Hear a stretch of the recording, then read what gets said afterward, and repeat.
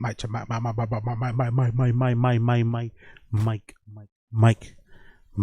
1 2. Mic check 1 2. Mic check 1 2. Can you hear me? Can you hear me?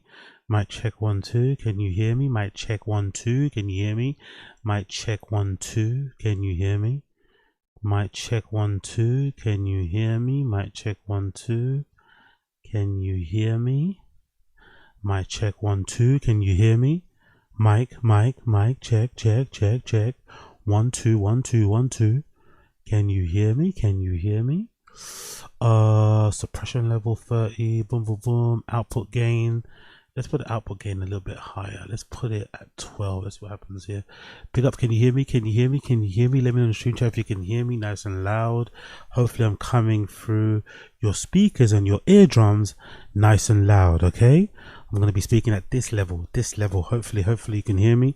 Hopefully you can hear me. Hopefully you can hear me. I'm just hitting the red. I'm just hitting the red. Little flick of the bean on the red. Big up the stream chat. Big up the stream chat. What's going on, people? How you doing? What's going on, people? How you doing? Apologies for the lateness. I just got back from the gym. Showered and all that malarkey, so I'm running a little bit late. Didn't have time to do a fucking Taz, which I'm fucking bothered about, but I'll probably try and squeeze one in maybe at the end. I'm to see what I'm gonna do. But big up everybody, big up everybody, big up everybody, big up everybody, big up everybody, big up everybody, big up everybody. Hope you're all good, hope you're all good, hope you're all good, hope you're all good, hope you're all good. Hope you're all good, hope you're all good. Big up who's this? Livid. Zinga, the new Limp Biscuit toy in South America is being gringo happy. What does that mean? Big up Livid. What does that mean, Livid? What does it mean when Limp Biscuit is gringo happy? I saw Limp Biscuit once. I've seen Limp Biscuit once in my life when I went to Download Festival. When I went to Download Festival here in England. Download Festival was the first time I saw Limp Biscuit live, and they were amazing. Absolutely amazing. One of the best live bands in the world. One of the best live bands in the world. People don't give them enough credit for how good they are live. Hit after hit after hit after hit. Energy after energy. The fucking outfits, like, oof. Sensational. Limp Bizkit, sensational. Sensational. Big up the stream chat, big up the stream chat, big up the stream chat, big up the stream chat. Big up the stream chat, big up the stream chat, big up the stream chat. Hope you're good, hope you're good. Hope you are good, hope you are good, hope you are good. Hope you are good wherever you may be. Hope you are good wherever you may be. What are you guys saying in the stream chat? What's going on? What's going on? What's that? Big up Young God Vibes. It's time. It's almost time for that black hair dye. No. We let the little flicker. I got my little rogue flicker. Where is it? It's here, isn't it? Right? I let my little rogue flicker go. I don't mind my little rogue flicker. I'm not gonna lie. Is it there? Yeah. I don't mind my little rogue. You know, Rogue from X-Men. That's me. That's my little stripe. Actually, you know what? I might actually try and bleach it more. I'm actually try and bleach so I have like a white line like that. I mean, that'd be kind of hard, isn't it? If I had like a white line like that, that'd be kind of hard, no? Wouldn't that be kind of hard? And I call myself like, I don't know, Nigogue. What's like a black version of Rogue? I don't know. Like a black line like that. I wouldn't mind it. Some white hair there, like a whole streak of white hair like that.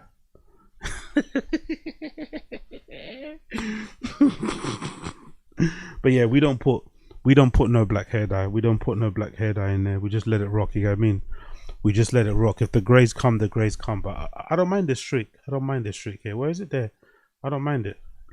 Looks kind of nice to me. Looks kind of nice to me. Big up the stream chat though. Apex Potter. Who's San Rivas? I don't know who San Rivas is. Sorry, the tour is being called. Oh, it's called Gringo Happy. Oh wow. Okay, cool. Big up Livid. That's sick. Big up Livid. That's sick. That's sick. Big up Livid. Thanks for the info. Big up Blood Clot Livid. The tour is called Gringo Happy. Interesting. Big up Livid. Big up Livid. Oh shit, so I couldn't hear you. I couldn't hear you because I don't have my fucking audio and I'm gonna have to replay that. Big up, who was that? Abe Martinez. I'm gonna have to replay that. Apologies, brother. I didn't hear you because I didn't have my headphones on. You have a gun? Yeah, what did you say? What's that? Tyrogue. Okay, I see what you did there. You think you're funny?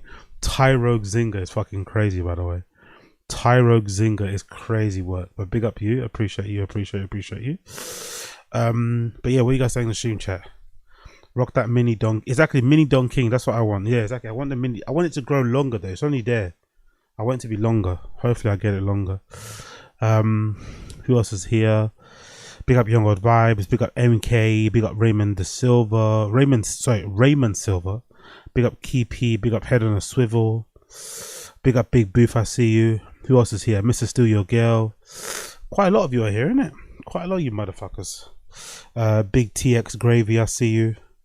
Jack, big up Jack, I see you. Big up Adizzy, I see you. Wagwan Adizzy, RR Skins, what's going on? Long time, GG, hope you're good. Coilers in the stream chat, I heard you. Timo Kazi was here. Andrew was here too. Big up everybody in the stream chat. Oh, Aiden, what's going on? Aiden, what's going on? Aiden, long time, and I ain't seen you in a bit. Hope you're good, Aiden. Hope you've been keeping well, brother. You get me? Us over here in the slop mines, we've been still here. You get me? In the slop mines, we're still here. We don't miss, so you haven't missed much. In the slop mines. Anyway, before we continue, I just want to call out. Somebody. I'm not really in the business of calling people out here, but from time to time, I like to remind some of you people that watch that I am the person in control, that I am the boss, that I am your father, I am your papa, I am your daddy, I am your king, and what I say goes. Because there's people out there who doubt me. There's people out there like this young gentleman, who doubt who I am, who get into my comment section and they write such blasphemous lies, such as what you're seeing on the screen now. And I'm wondering, Mr. Robert Henry Poet, wherever you may be, sir, how do you like me now, huh? How do you like me now? You doubted me. You said I couldn't do it. You said I wouldn't be here. You said it would start and end yesterday. Well, guess what, Mr. Robert Henry Poet? Whenever you see this, who's laughing now? Huh? Who's laughing now, sir? Who's laughing now? Sometimes you motherfuckers need to be reminded, man.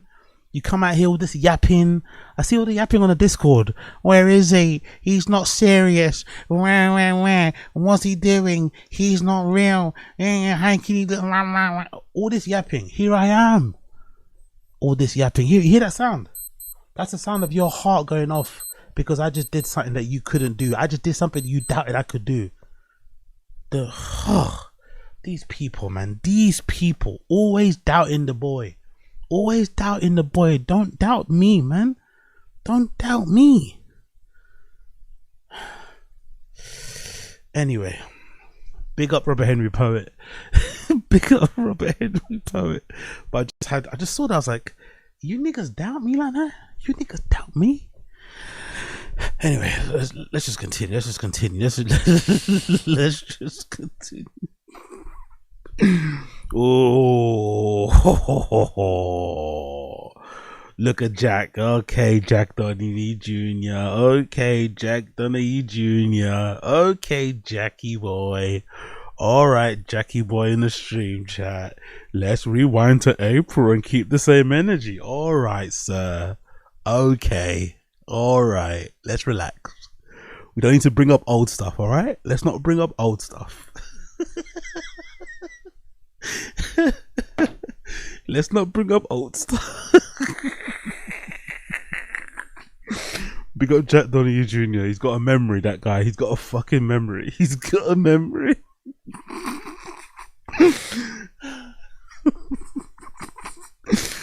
Yeah, big up Young Old Vibes. Yeah, we're not celebrating on day. Okay, fair. Anyway, let's just continue. 21 days, all right? 20 days, sorry. 20 days. This is day 2. Let's fucking go. First things first. Random video, right? This probably you guys won't be interested in this, but I wanted to see Wagwan. Do you remember ALLISON MACK? Do y'all motherfuckers remember ALLISON MACK? That lady that was in Smallville, and then she got in trouble because it was revealed that she was part of some weird cult. Do you guys remember that? This lady here. Do you guys remember her? So I haven't watched this video yet, but this is from, what's this comedian's name? No, not comedian, actor, right? Michael Rosebaum. He interviews her, so I want to hear what she has to say. Because she got prison time, didn't she? Did she go to prison for a while? I don't know. I don't remember exactly the details, but I want to hear what she has to say about the whole thing because it was kind of weird. So let's quickly check this out and see what she's saying. Hopefully they have timestamps. Hopefully they have fucking timestamps. Let's quickly check this out. Inside of You with Michael Rosenbaum's a little bit crazy, isn't it, of a podcast title, no? This is very Brian Callen-ish, isn't it? This is definitely rapist-like, isn't it? Brian Callen would love this title for a podcast. Inside of You with Brian Callen. You're my girlfriend now with Brian Callen. You're mine with Brian Callen. Okay, cool. Let's check out the timestamps. Where does she talk about it? There we go. Cult susceptibility and accountability. Let's see what she has to say. Actually, did she serve any prison time? I want to find out. Did Allison Mack serve prison time? Yes. For her role, she was sentenced to 3 years in prison. Damn, she went to prison for 3 years. She was released early on July 3rd, 2023 after serving 21 months for a 3-year sentence. Her sentence was reduced to substantial cooperation, so she snitched on everybody. Oh my God, Allison Mack. Oh my God. Her sentence was reduced due to her substantial assistance and cooperation with the federal authorities in a case against NX IVM leader Keith Raniere. Fucking hell. She snitched on the whole crew. Hold on. Anyway, let's play the video. I want you to say. So let's go to this bit. Let's go here. Cult. Yeah, let's see what she says. Just kind of grew up in that. Yeah. Do you think that need for attention and all that kind of equated into what inevitably happened? Yes, I would say less the need for attention and more the need to be great. Like I needed to be the best at whatever I was doing. But it wasn't a power thing to you. What, the attention or the greatness? The attention, the greatness, all that. One second. My headphones are a bit low. 1 sec. There you go. I wasn't like seeking power, but I won't lie and say that power didn't feel good. Right. And I definitely feel like that's something that when you're on house arrest for 3.5 years and then you're in prison for 2 years, you spend a lot of time thinking about what happened and how you got to where you are and what you did. And I can't. Before I talk, because I feel like she's not taking any responsibility for it. Before we continue, can I check if this cult killed people? Did anyone die?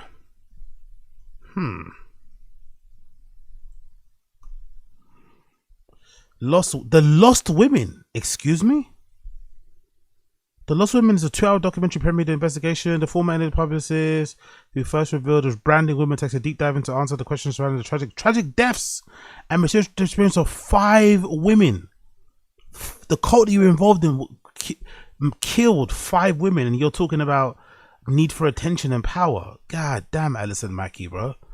You sound a little bit like a piece of shit. I'm not gonna lie. Let's just quickly go. Let's continue. Let's give it time. I can't say you. I yo-yoed back and forth between I'm the worst human being on the planet. You are. You definitely are. I'm all these awful things. You definitely are. Horrible. You definitely are. Devastated. You definitely are. And then I would go back and I'd be like, well, no, I'm also like, I had good intentions here and oh my God. Good intentions. I had good intentions. Did the cult have good intentions? Mamma mia, I had good intentions. I wanted to do this here, and I'll look at my journals and be like, I was thinking this here, so I don't think I'm horrible. And it was this dance back and forth of accountability and justification and confusion and accountability, justification, blaming the team. Till finally you settle into, okay, I'm a human being who has dark I'm not and perfect. light. I got caught up. Is she going to say I'm not perfect? Is she going to say the classic piece of shit line that everyone says is a piece of shit? People that are grade A pieces of shit love saying, I'm not perfect. Up in a really messed up situation with really powerful people who had incredible ways of manipulating people over long periods of time. And what did I do that I need to sit with in my conscience for the rest of my life so I don't do it again? Right. And what did I do that I can forgive myself for? And then with that knowledge, you move ahead, hopefully with wisdom, and try and do better on the other side. Yeah. And one of the things I definitely contend with on a regular basis is like, how did I objectify people to the point where I thought it was okay to take away their autonomy? Like how did I get to a point where that was something that I thought was okay? And how did I get to a point where I thought it was okay to feel in power of people? Right. How did I get to a place where I lost my... It's like feeling like, you know, I don't know if it's a notion or whatever, but good people sometimes do very bad things. 100%. She seems kind of impressed with herself. I don't really get the feeling that she's sorry. I'm not gonna lie. I don't really get. Maybe again, I probably have to watch the documentary, learn more about what her role was actually in the cult. Maybe she has nothing to be sorry about, but I don't really get the feeling that she's sorry. I get the feeling that she's kind of impressed by what she was able to do. You know, the power, the control she had over people and stuff. It kind of impresses her. It kind of takes her aback. Like this, I don't know. Or I just don't believe this introspection. I think this introspection is a little bit performative. It's a little bit, it's meant to like placate, you know? It's not really meant to actually get to the root of things. I have a really hard time with the idea of good people and bad people. I work with people now. Actually, let's find out, because I'm curious to know. Let's just write ChatGPT and find out what they say. Let me just write ChatGPT. Let me just make sure nothing crazy is shown on the screen, because I'll be asking ChatGPT some mad things. let's continue here. What was Allison Mack's role in NXM?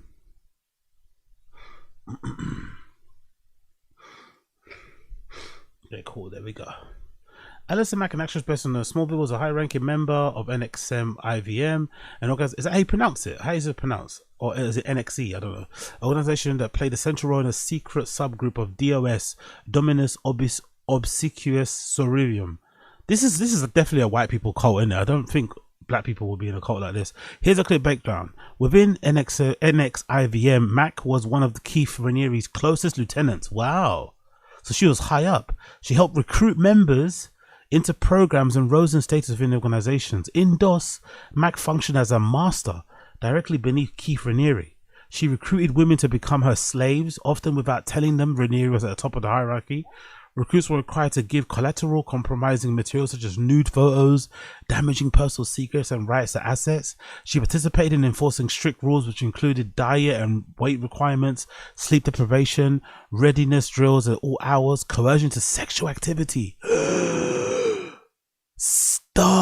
No way. She got women to fuck the guy. Whoa. Mack was arrested in 2018. She pled guilty to racketeering and recruitment sentenced to free. Fucking hell. So she's kind of a horrible person, isn't it? Fuck. In prison who have done really horrible things. 2018, Younger Vibes. 2018. I would not say that they're bad people. Right. And I know that I have done really bad. Oh, big up Coiler. Oh, it's pronounced Nexum. Is it pronounced Nexum? Okay, cool. Nexium. Big up Andrew and Coiler. It's pronounced Nexium. Cool. Things. And I don't believe I'm a bad person. So I believe. You don't believe you're a bad person. You coerce women to sleep with the fucking cult leader. That would define. That's the definition of a bad person, huh? That's the textbook definition of a bad person. That there are different psychological things that are happening in people's brain. Yeah. Uche, she went to prison for, they said 21 months, right? She went to prison for 21 months, but got out on early release or something. There, see? She was sentenced in July 2023, serving approximately 21 months on a 3-year sentence. Her sentence was reduced due to her substantial assistance and cooperation with federal authorities in the case against NXIVM leader Keith Raniere.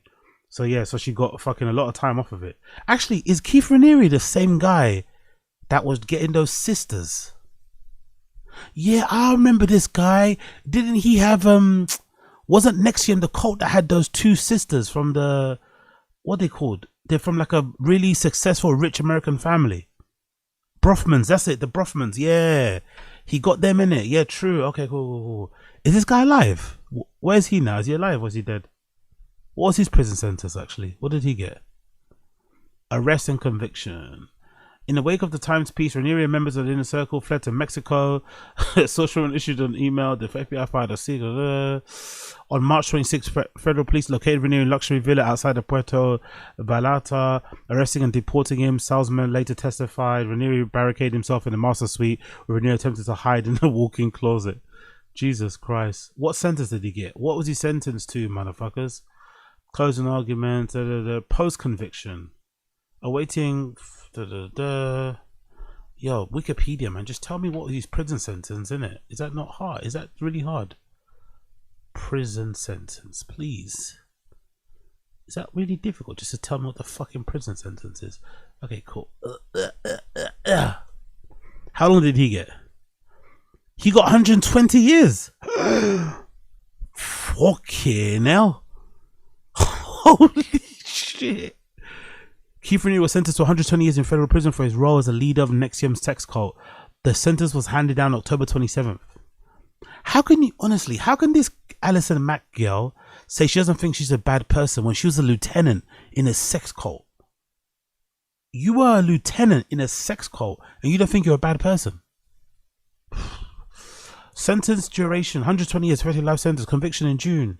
He was convicted for sex trafficking, attempted sex trafficking conspiracy, racketeering, forced labor conspiracy, wire fraud, or I guess that's relating to the Brofmans because he stole a bunch of money from those girls, and possession of child pornography. Oh my God, child pornography. God almighty. He was also ordered to pay 1.75 million and over 3.4 million to restitution to 21 victims. Raniere is currently incarcerated in the United States Penitentiary in Tuscan. Allison Mack, you are a bad person. I'm sorry. A lieutenant in a sex cult where your leader gets 120 years and you don't think you're a bad person. Brains that I don't totally understand because I'm not a psychologist yet. Sociopaths, psychopaths, mirror neurons broken down, things like that make empathy difficult for people. But I just don't know if I inherently believe that people are either good souls or bad souls. I don't think you're born. I mean, sometimes people are born with mental illness, right? And so a lot of times they don't have a choice. Exactly. So not to keep stopping this, right? But fair enough if you don't think you're a bad person, but surely if you're in a cult and you come face to face with that level of manipulation, brainwashing, abuse, exploitation, you see it in front of your eyes. Because sometimes these cults, they start with a good premise, right? And then the leaders kind of take advantage of people. So people are coming in with all these hopes and dreams to kind of better their lives, whatever it may be. And then the people kind of take advantage of them in that vulnerable state. Surely if you see that with your bare eyes right in front of you, that would make you believe that there are some people that are evil and some people that are good. Because I remember reading something about school teachers. School teachers believe that, you know? School teachers believe that. I think they say school teachers are the ones who believe the most in evil and good, evil and bad, or bad people and good, good people and evil people. Because school teachers can say, yeah, categorically, I will have children here who you can tell this kid's going to be a bad kid, you know? Nothing to do with their parents. You know what I mean? It's just this kid was just born fucked up. It just is what it is. So the idea that this woman could be in a cult with a leader that's serving 120 years in prison and she could not honestly say, yeah, there are some people who are bad and good, and she's just sitting here making excuses, is kind of fascinating. I'm not going to lie. It's almost like she's still brainwashed. The inside of their brain looks completely different than ours. It doesn't make it okay, but it's, you know, it's tough. It's hard to sort of make that analysis on people that, you know, especially like I knew you and you were nothing but a pro and fun to be around and doing fun things and had your friends, and on set it was. So when people ask me, I was like, I don't believe it. Can I believe it? And they're like, could you believe it? I mean, she was like me in a way that she always needed attention, but it's shocking. Inside of You is brought to you got members up to. Maybe it's difficult because they were former, like, you know, work colleagues. They're on the same show and stuff. But you've got to ask more questions, man. You got to really get in there because she wasn't accused of she wasn't accused of not paying taxes, you know? She wasn't accused of like, or, you know, convicted of fucking running a couple red lights, speeding on a highway somewhere, speeding in a fucking school zone. She was involved in some heavy shit. Like, she's a horrible person, I think. So I'm not gonna lie. I think she's a bad human being. I think you need to ask some more pertinent questions there, my friend. But maybe it's difficult when that's your friend, innit? Let's fast forward. There you go. Shocking. It was shocking. It was like, how do you get there? And so when I watched the documentary, the first episode, I remember sitting there and I looked at my buddy and I go, fuck, I joined this, because it was about self-help, and it was a positive thing, and it was like giving you confidence and all these things and people wanting to be better. And that's what and obviously it took a dark turn and things started to happen. So I guess, do you remember where it started changing for you, or were you unaware? Were you think you were a little... I mean, my God, it went on I was involved for 12 years. 12 years. You know, and stuff didn't start to get really dysfunctional and illegal until like the 8th or 9th year that I was involved. So it was like a very stereotypical, now that I look back on it, grooming process that happened over a period of time. And, you know, I unfortunately have also been in an abusive relationship. And we're gonna blame men now. Blaming men, of course. Classic. Let's blame the men in my life. Classic. You know, it was a different form of an abusive relationship where you make a decision to justify something that is a big deal at the time, but you're like, oh, okay, I can figure out how to make this okay. Small nitpick here, right? Small nitpick. I really despise how she like uses her face expressions to emphasize her points, like an elementary school teacher, you know? Like, you know, adults do that. It's so annoying. It's okay if you do that to kids, but when you're like, and then I was going, and you know, I was just trying to make the best of it. Like, just what are all these fucking facial expressions? Just talk normally. It's fucking pissing me off. In my head, and then that becomes okay and normal, you know. And so then the next thing that happens that's extreme, you justify and figure out how to make it okay and normal, and then all of a sudden you're like doing something totally different than what you ever expected yourself to do. But it happened incrementally over time. You know what it kind of reminds me of, and I've never done this before, right? But you know what it kind of reminds me of, I've never done this, but I think this is the archetypal. You know when you go to like a bank and you're applying for a loan and you meet someone that's like a do-gooder, like a job's worth, but they try and appear all like happy and loose and fun. Oh my God. And I say, oh my God, I love that jacket. Wow, look at your hair. Oh wow, I wish I could.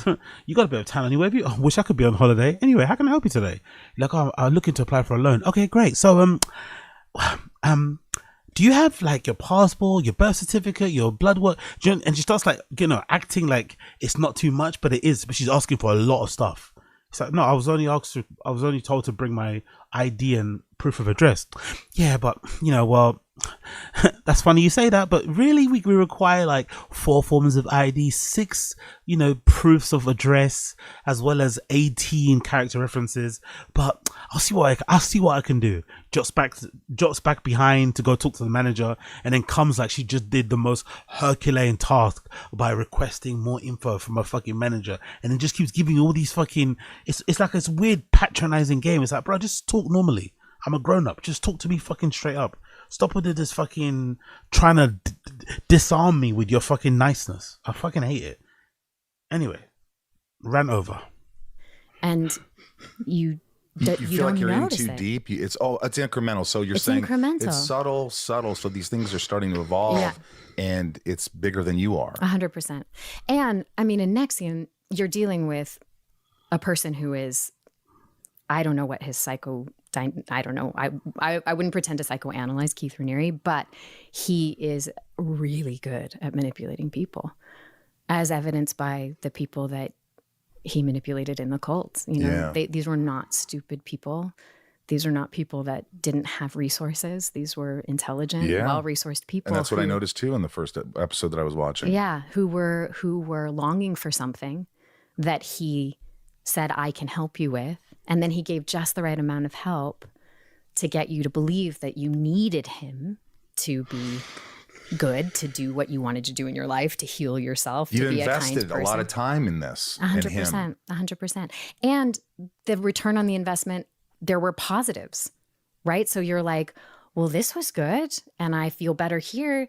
So, okay, I'll justify doing this other thing. You know, it wasn't like it was all dark and all bad and all abusive, like at the gate. Right. It was great. And then it was not great, you Right. know? But And did you see people leaving at a certain point? Did that concern you? Like, oh, they're leaving. Was there any kind of talk like why they were leaving, or? there was always a justification.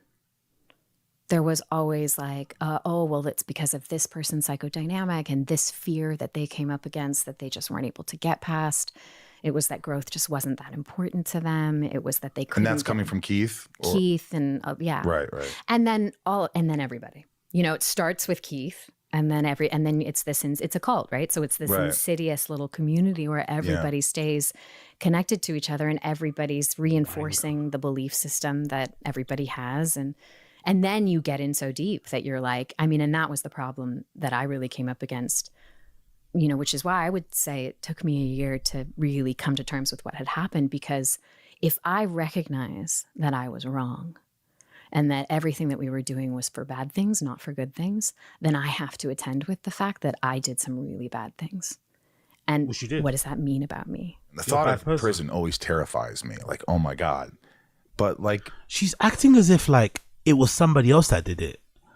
The detachment is fucking. Maybe it was a legit cult where the guy was brainwashing people and she kind of doesn't remember anything that happened. But her detachment from what happened and acting as if like it was a different person that did the things that she did, is kind of insane. I'm not gonna lie. It's kind of insane. It's really insane. But anyway, you know, whatever, man. Whatever. It is what it is. It is what it is. It is what it is. It is. Actually, I want to hear about her better. Let's hear a little bit more arrest, and then I'll move on.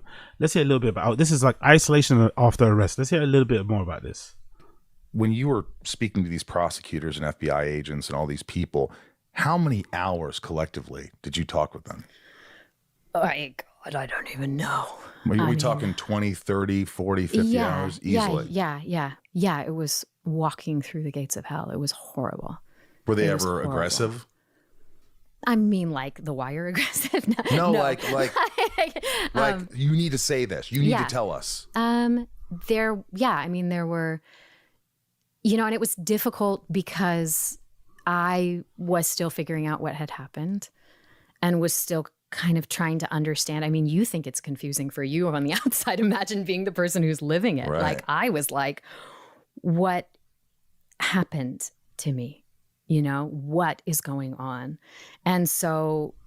What happened to me or what you did? What do you mean what happened to me? You mean what you did about what happened to me? The language is bizarre, isn't it? You did that shit. What happened to me? What did I drink? What type of spell did he put on me? Spell? Bitch, you were branding people. You were making women fuck the guy. Like, excuse me? You were running their pockets. You were selling them dreams. What happened to me? Yeah, there were moments during the it's called proffering. So when you decide to cooperate with the government and give them information about your former co-defendants, snitch. They spend time with you. Part of it is them testing to see if you could testify, if you would be a good person to go on the stand. And a bigger part of it is just getting the information from you that they can use to prosecute. Did you ever take a lie detector? No. No, they didn't ask you to do that. They didn't ask me to do that. But you feel, I just felt crazy, you know? And there were so many moments when I first came home on house arrest, after I first got arrested, I would just wail in my bedroom, my childhood bedroom, and just say, I'm not crazy. How about the victims then? What about the victims? Like I should not say much about the victims. What about the victims then? If you're wailing, what about the victims that you put through that abuse? Not crazy. I'm not crazy. How were your parents reacting? Were they really supportive? Yeah. I mean, my dad has dementia. So my dad was, thank you. So my dad was, you know, doing the best he could. Yeah. Probably for the best he had dementia. My mom was incredible. You know, my mom still makes me cry. Yeah. Yeah. Yeah, my mom and my about, I would say 90% of the people in my life stopped communicating with me. Good. Whether it's because they couldn't get to me, or they didn't know what to say, or it was too scary, or the betrayal was too deep, whatever it was, I stopped talking to 90% of the people in my life. And so it was really just like my mom and a couple of my closest friends and my sister. Yeah. And they really kept me together. Like, they created a shell around me so that I could liquidate and then reform. And my mom just went to a place where she was like, I just need to love her. I'm not going to try and force therapy on her. I'm not going to try and change her mind. I'm not going to try and, have any type of intervention with her. I just need to love her. And that's what she did. And that's what my community did. And that's what saved my life. Did you? Maybe it's just an actor thing, isn't it? Like, she's odd. She's an odd one to read. I'm not really sure what's going on here. Maybe it's just an actor thing, isn't it? I don't know. Bizarre lady. Anyway, I recommend you check out yourself, guys. Looks like a really decent interview. It's an hour and 14 minutes long. I just skipped around to one little segment. I recommend you check it out. Michael Rosenbaum, Inside of You with Michael Rosenbaum, ALLISON MACK interview is there. Check it out. Pretty decent little watch there. I recommend you check it out. Actually, no, let me put it up on here. Let me put it in the stream chat so you guys can fucking check it if you want. Let me put it up on a stream chat. Where is it? There you go. Check it out if you want. Check it out if you want. Check it out if you want. All right, cool. Let's move on. Let's move. Where is it? What's happened here? Oh, the stream chat's loading. That's why. Cool. Bear with me 1 second. The stream chat's loading on my end for some reason. I don't know why. Okay, there we go. Boom, boom, boom, boom, boom, boom, boom. Cool. Let's move on. Let's move on. Joe Biden podcast. The debate breaks out after Joe reveals that he spends $250,000 a year on clothes. Ish calls it wasteful, pointing out that some people only make $20,000 a year total. Joe is dropping that much on clothing. And Joe, okay, cool. Let's play this clip. This should be kind of funny. Although, maybe the context of it is a bit different. Let's just play the clip anyway. Big up Joe Budden clips. We always. I don't know what he's talking about. Ish in his head is some type of nigga that only buys fruit. That's not and me. only spends on talking toothpaste and toilet paper. That's not true. So he sees anything that's not necessary as wasteful. That's I not understand true. that about him. So I'm not beefing That's with who I am. That's what y'all gonna sit here and let him say some no, nigga. Let me ask Joe a question. Then, Joe, if I spend $250,000 on clothes a year, it should say that's wasteful. My problem with Joe allegedly spending $250,000 on clothes is that he dresses pretty terribly or pretty ordinary. Like, let's go to his Instagram. But I'm pretty sure Joe Budden dresses very ordinary or very terribly. There used to be an Instagram page called Joe Budden Fits. I'm not too sure if that still exists. Joe Budden Fits Instagram. Does that still exist? Yeah, it does still exist. There we go. But I don't think he updates it. So I would say a Joe Budden Fit. That's one of them right there. That's one that might be 250,000 or something, right? He just doesn't look that great for somebody that allegedly spends that much money in his clothes. I don't know. There's not a single, for instance, this outfit here is probably worth a lot of money. But again, it just looks very average, very mediocre. Big up Lady Bembry there. But it looks very mediocre. So that would be the only problem that I have with him spending that much money on clothes. He doesn't really, look at that. Look at that Umbro. I'm sure that's probably a Balenciaga collaboration or something, but that Umbro tracksuit with the Asics, he just looks a little bit ordinary. There's nothing great there, It just looks a bit, whatever. But again, it's probably worth a lot of money. The sweats that he wears, all this stuff. So that would be the only slight issue I would have with this alleged I spend $250,000 on clothes thing. Why do you look so shit then? It's kind of a waste of money in that respect. It is, but I'm not knocking it. I will say it's not. So Joe, what makes something wasteful? Maybe that's let's get on the same page. What makes something wasteful? I think that's on the person. That's what I'm asking this person. What makes it wasteful? Yeah, shut up, Mono. Yo, this nigga just said, if I spend if I spend $250,000 a year on clothes, Ish says that's wasteful. He's famous. That's Nigga, a part you need. do you know niggas don't make $20,000 a month? You spending it on clothes. You trying to make me sound like Burna Boy? You spend on the stuff you spend on like food and tools and shit. That's Who, a me? part of your job. That's a part of his job. You have to have clothes, though. You have to have. That was a very rare moment where Parks disagreed with Joe Budden, by the way. Parks is usually polishing off Joe Budden's dick. That was a very rare moment there we saw where Parks disagreed with Joe Budden and said, yeah, you're kind of looking a bit like Burna Boy. You kind of look a bit crazy out here. So salute Parks. I usually hate Parks, but that was a very rare moment where he called out Joe. We love to see it. Clothes. This is a part of it. But now let's say You are 250,000. sitting here defending some bullshit. Wait, but what Joe makes can something come in here wasteful? with a white t-shirt on and some sweatpants every day and go to work. He does not have to buy a $3,000 hoodie. He don't got to buy a $7,000. That's true, by the way, which is different to women, which is why I feel sorry, a little bit bad for women content creators and shit. They have to spend a lot more money on their appearance. A girl can't just go on stream wearing the same hoodie every day, you know? You've got to do your makeup, you've got to have different outfits on and shit, or you're going to get called out. You're going to get, I guess, somewhat bullied, usually by other women.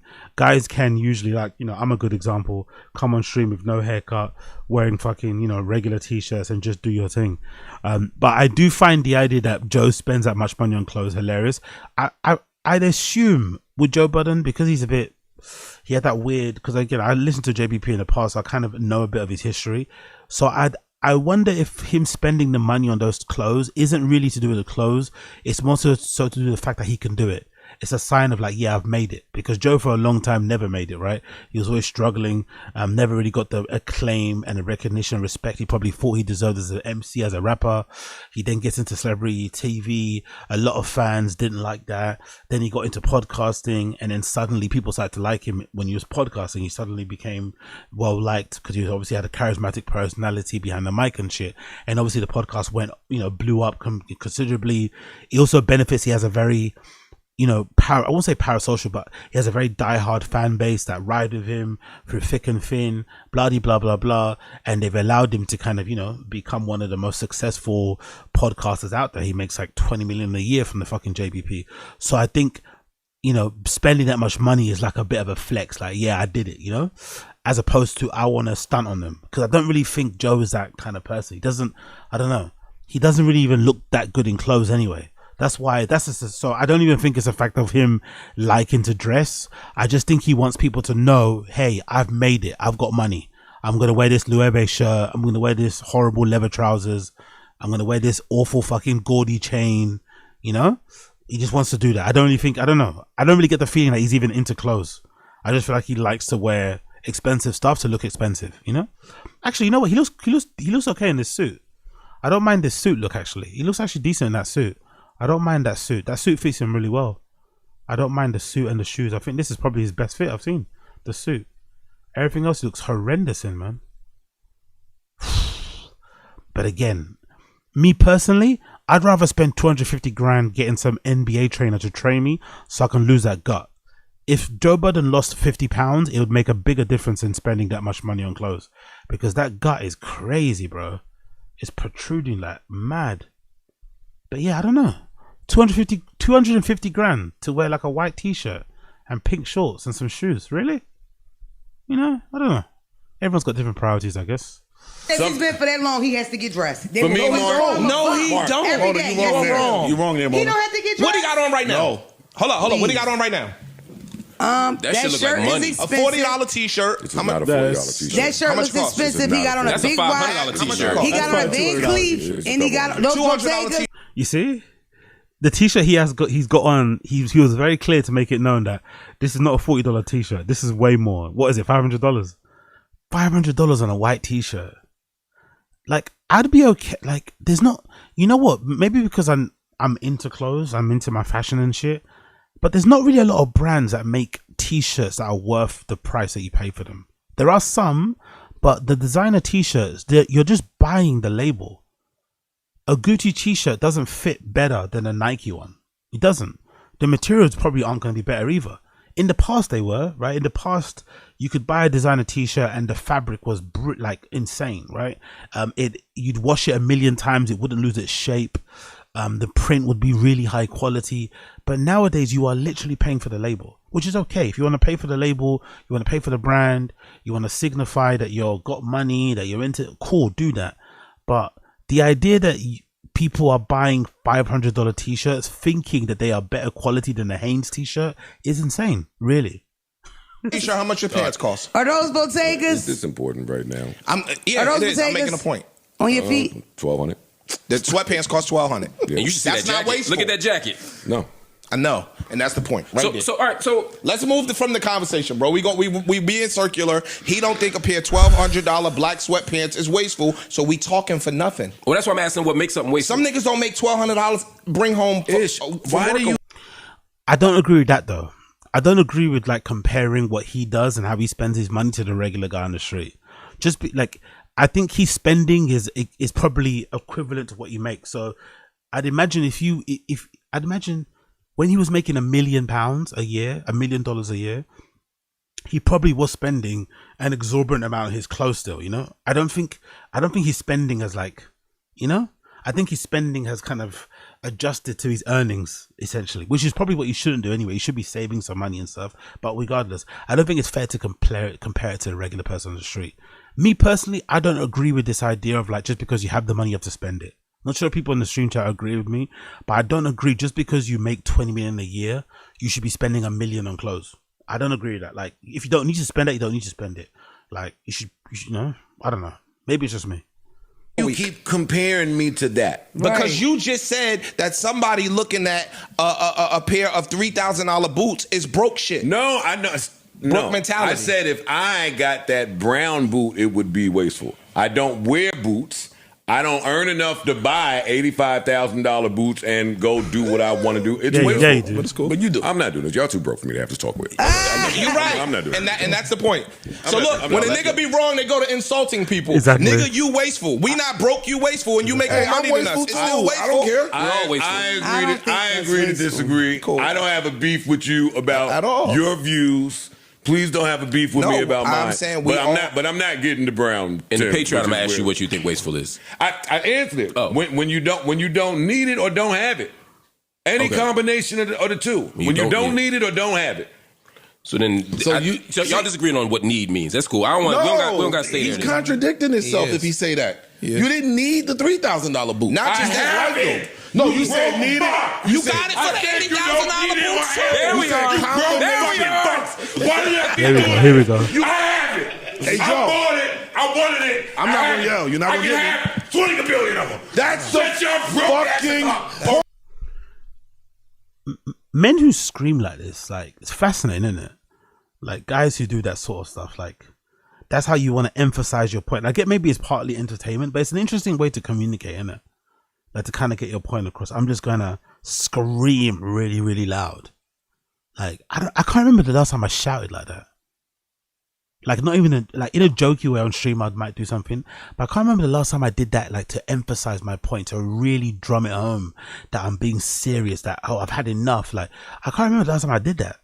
I can't remember the last time I've ever screamed that way.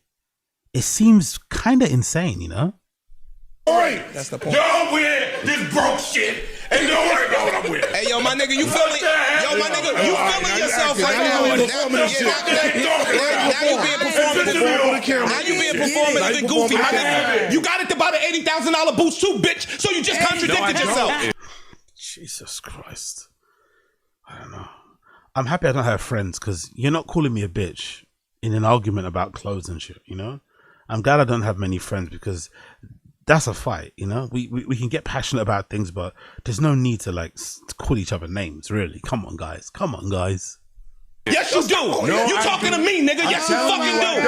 Fuck is you talking about, nigga? telling you, I don't. You do. I don't have that. You do, though. I could not. Fuck your heart, nigga. I'm talking about the bank account. I'm building a house. I am not buying $85,000 fucking boots. Keep performing. That would be wasteful if she's buying a $10 million house. Stupid ass nigga. 75 rooms. Stop letting them get you. I keep telling you, stop letting them get you. You're right. So yeah, he's buying 85. What, he spends 250 grand on a year on clothes. I wonder if some of that money might be the money that Rory and Moore said they got stolen from them. I wonder if some of that 250 might be the money that Rory and Moore never got. I wonder. Anyway, continuing on. Joe Budden gives. Oh yeah, cool. Joe Budden gives some free game after hearing the Bigger Picture pod ending. Okay, cool. Let's just quickly play this and I can. Actually, you know what? There's a shorter clip in it. There's a short. Let me play the shorter clip because that's too long.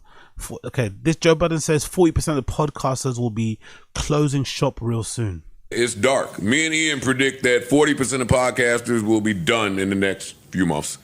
Months? Months. Most of them are done right now. They just not announcing it. They not. Yo, Mr. E. Goo Goo Gaga then. Call me Goo Goo Gaga then. Call me Goo Goo Gaga. But if I'm debating about clothes with a close friend of mine, we're debating on the merits of whether or not you should be spending $500,000 on clothes and that, and you decide to call me a bitch, Goo Goo Gaga then, because we're throwing hands. We are tussling all over that pub. We are tussling all over that park. We are tussling all over that bus. We are tussling all over that restaurant. We're tussling all over your house. We are getting down. You don't need to call anybody a bitch in an argument about clothes spending. Really? Really? Goo Goo Gaga then, mate. Call me Goo Goo Gaga. Not saying it. They holding on by the thread of they skinny. Yeah, I see it. I can see it. They finished already. Right. These niggas are doing everything but podcasting. Yeah. Niggas ain't at B&H no more. So, in conclusion, Joe Budden's basically saying a lot of these podcasters are done, blah, blah, blah, blah.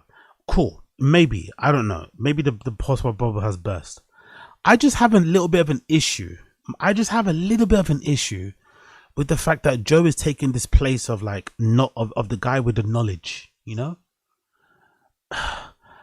I think in life in general, there's a lot of people. I think mistake their success for having some sort of inherent knowledge on the area that they've been successful in. Sometimes you can just be lucky, you know. And Joe has a combination of things that he was kind of, you know, benefited from the fact that he was already a rapper. He was a rapper before. He somewhat had a bit of a celebrity behind him. He had a bit of a cult fan base already following his music. When it transferred all over to podcasting, those people followed. He has also a fan base that are very parasocial and weird with him as well, that he kind of caters and kind of dibbles into. So he's kind of exempt from a lot of things that podcasters and streamers are kind of going for. And also he's been doing it for fucking years. But to suggest that they have some sort of special understanding, I don't think that's true.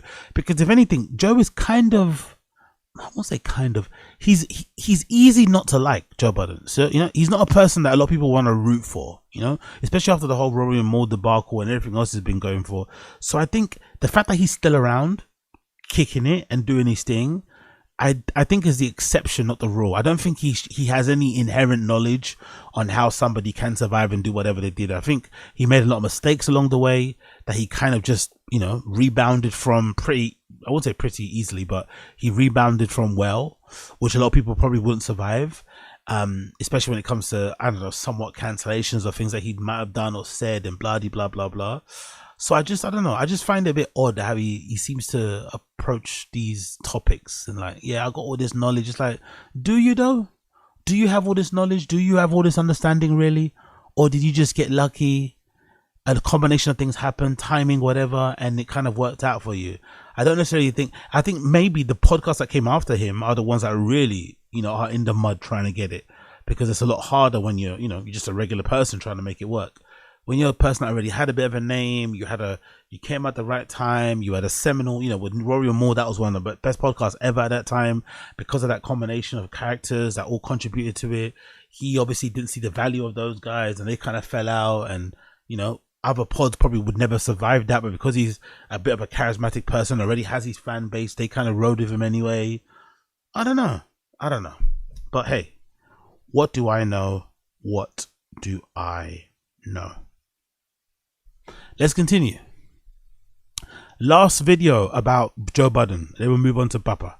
Mona takes over the Joe Budden podcast and Joe Budden gets fed up. Big up my guy, Danny from the Stop. Let's hear what's happening. Because Mona, I've quite liked her. The clips I've seen of Mona, I've liked her. I've liked Mona's approach.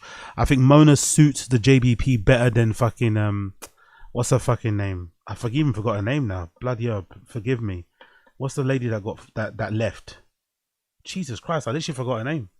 That's brutal. But regardless, the lady that left, I think was good too, but her personality didn't match the boy. She's not, she can't really hang with the lads. Whereas Mona can obviously hang with the guys, so she's got a better, banter and whatever else with those guys. And I've enjoyed the clips I've seen of her so far. So let's see what's happening here. Big up Danny from the stop. One thing he needed to do from the door is cut that hair. This probably your homie. He look like he from Jersey. Yo, sound like you from Jersey. I'm letting y'all know Mona is my mentee. Just give her 6 months. In 6 months, we gonna get it together. They ran her head to the wall after I told you leave Dwayne alone. That's it, Melissa Ford, my bad. Big up Mackenzie. Melissa Ford. Fuck, I literally forgot her name. Big up Melissa Ford. I didn't mind Melissa Ford in the pod. I thought sometimes she got a bit ganged up on and bullied a little bit. But I think just in terms of her personality and how she carries herself, I think Mona, this kind of like, woman that's maybe used to hanging around with boys, might have brothers, a little bit of a tomboy. I think that personality suits these guys more, suits these guys more than Melissa Ford, which, it is what it is, I guess. I feel you, but audience is going to be probably a 4-year process. Mona takes over the Joe Budden podcast. On the recent episode of the Joe Budden podcast, they might have had their best episode in years, but there was a lot of hiccups along the way, and it shows the value of Mona, but also the downside. So this episode started off like any other episode, and it was really, really just normal. But then around the 2-hour mark, boy, does Mona start to take off. She would go on these wonderful isolations where her comedic flair really, really shined. And she would even do funny things like her comedic flair, Big up Danny from the stop, but this is her comedic flair would really, really shine. Is a hilarious line to say about somebody. Like read Ish's style of potting, and she was exactly spot on. Ish frame everything, no matter what the f he gonna say, like it's some heavy. And then he might hit you with, he might hit you with, can I finish? Mona's flair for comedic timing might be the thing that takes the Joe Budden podcast past the she's good, man. Break down every other topic and just be political all the time phase. There was also some other interesting moments where the namesake of the pod, Joe Budden, would point out how he was a bit frustrated by Mona taking over the show.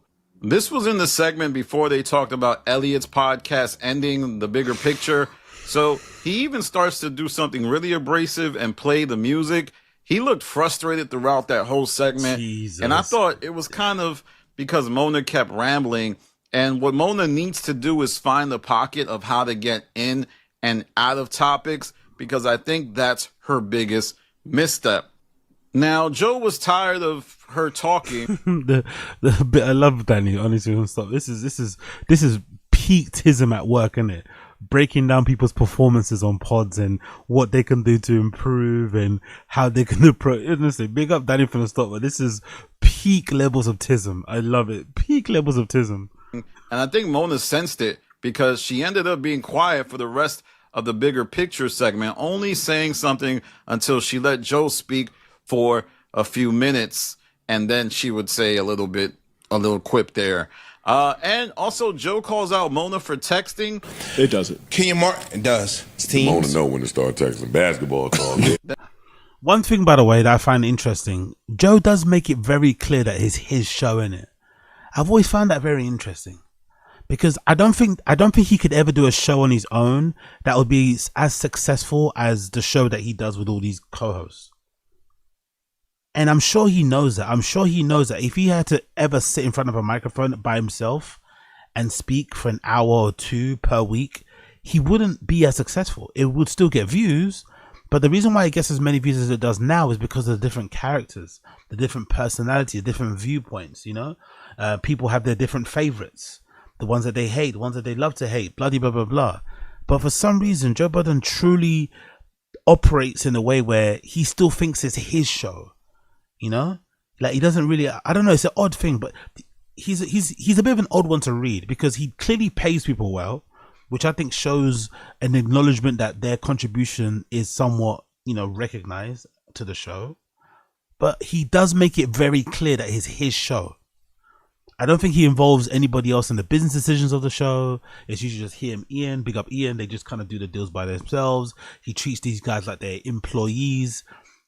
that's it. They don't contribute. I mean, it's not. It's a very odd relationship. It's a very odd relationship going on there. But I could be mistaken. That's one of the biggest things that it seems like the pod doesn't like. Well, by the pod, I mean the leadership of the pod, Ian and Joe. They feel like it distracts from the show. And I do think that they should put their phones away with maybe somebody off to the side monitoring the news and then breaking news whenever they can. But I think that's a black thing, isn't it? Is that not a black thing? I feel like most black urban podcasters, they're always on their phone. Like they're always on their phone and eating. The only white person I see eating on stream is Hassan Piker. I feel like most black urban podcasters love to eat on camera and they love to fucking use their phone. I don't know why it is they do that. Just sit and do the show for an hour or two without using your phone, without touching your phone, without being distracted by your phone. Just lock in and do the show. It's not that difficult. A little bit after that, Joe Budden calls out how Mona seemed dejected and not really participating in the conversation concerning sports. Let's get Mona back in the game. Look, she all sad we talking about sports. Now, this is something that's very similar to the person that Mona would have issues with, Queen's Flip. Remember Queen's Flip? Whenever there was a time. Yo, be like Young Old Vibes, AZ sleeps on stream. Yeah, I take sleeping on stream over eating on stream. You're never going to catch me fucking munching a whole meal on stream. Unless it's something I'm going to do specifically, I'm not going to munch a meal. Big up Game Footballer, you tell me, and Saeed TV. Oh yeah, true, Saeed TV. Does Saeed TV eat on camera? Does he? Maybe I'll do the watch longs, innit, with that biryani guy. I forgot his name. The guy that brings the biryani. I don't really see Saeed eating on camera. Don't get me wrong. Saeed, I feel like every time I see a clip of Saeed, he's getting bigger and bigger and bigger and bigger. I feel like Saeed is getting fucking, I don't know. I don't know if he has real friends around him, but he needs a conversation. I saw a clip of him doing an interview with somebody. With Matisse, yeah, on Matisse's channel. I was like, fuck, Saeed is massive, bro. Like he needs someone to step in and say, hey, like lay off the fucking Gorgodash or whatever. I don't know. Topic about sports, he seemed kind of aloof and always looking off to the side. So that's something to monitor.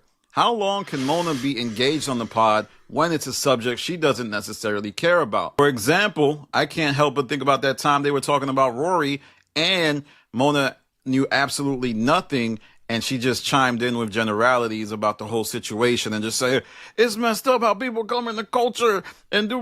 Like she had that whole rant ready, but she didn't have any knowledge of the actual subject.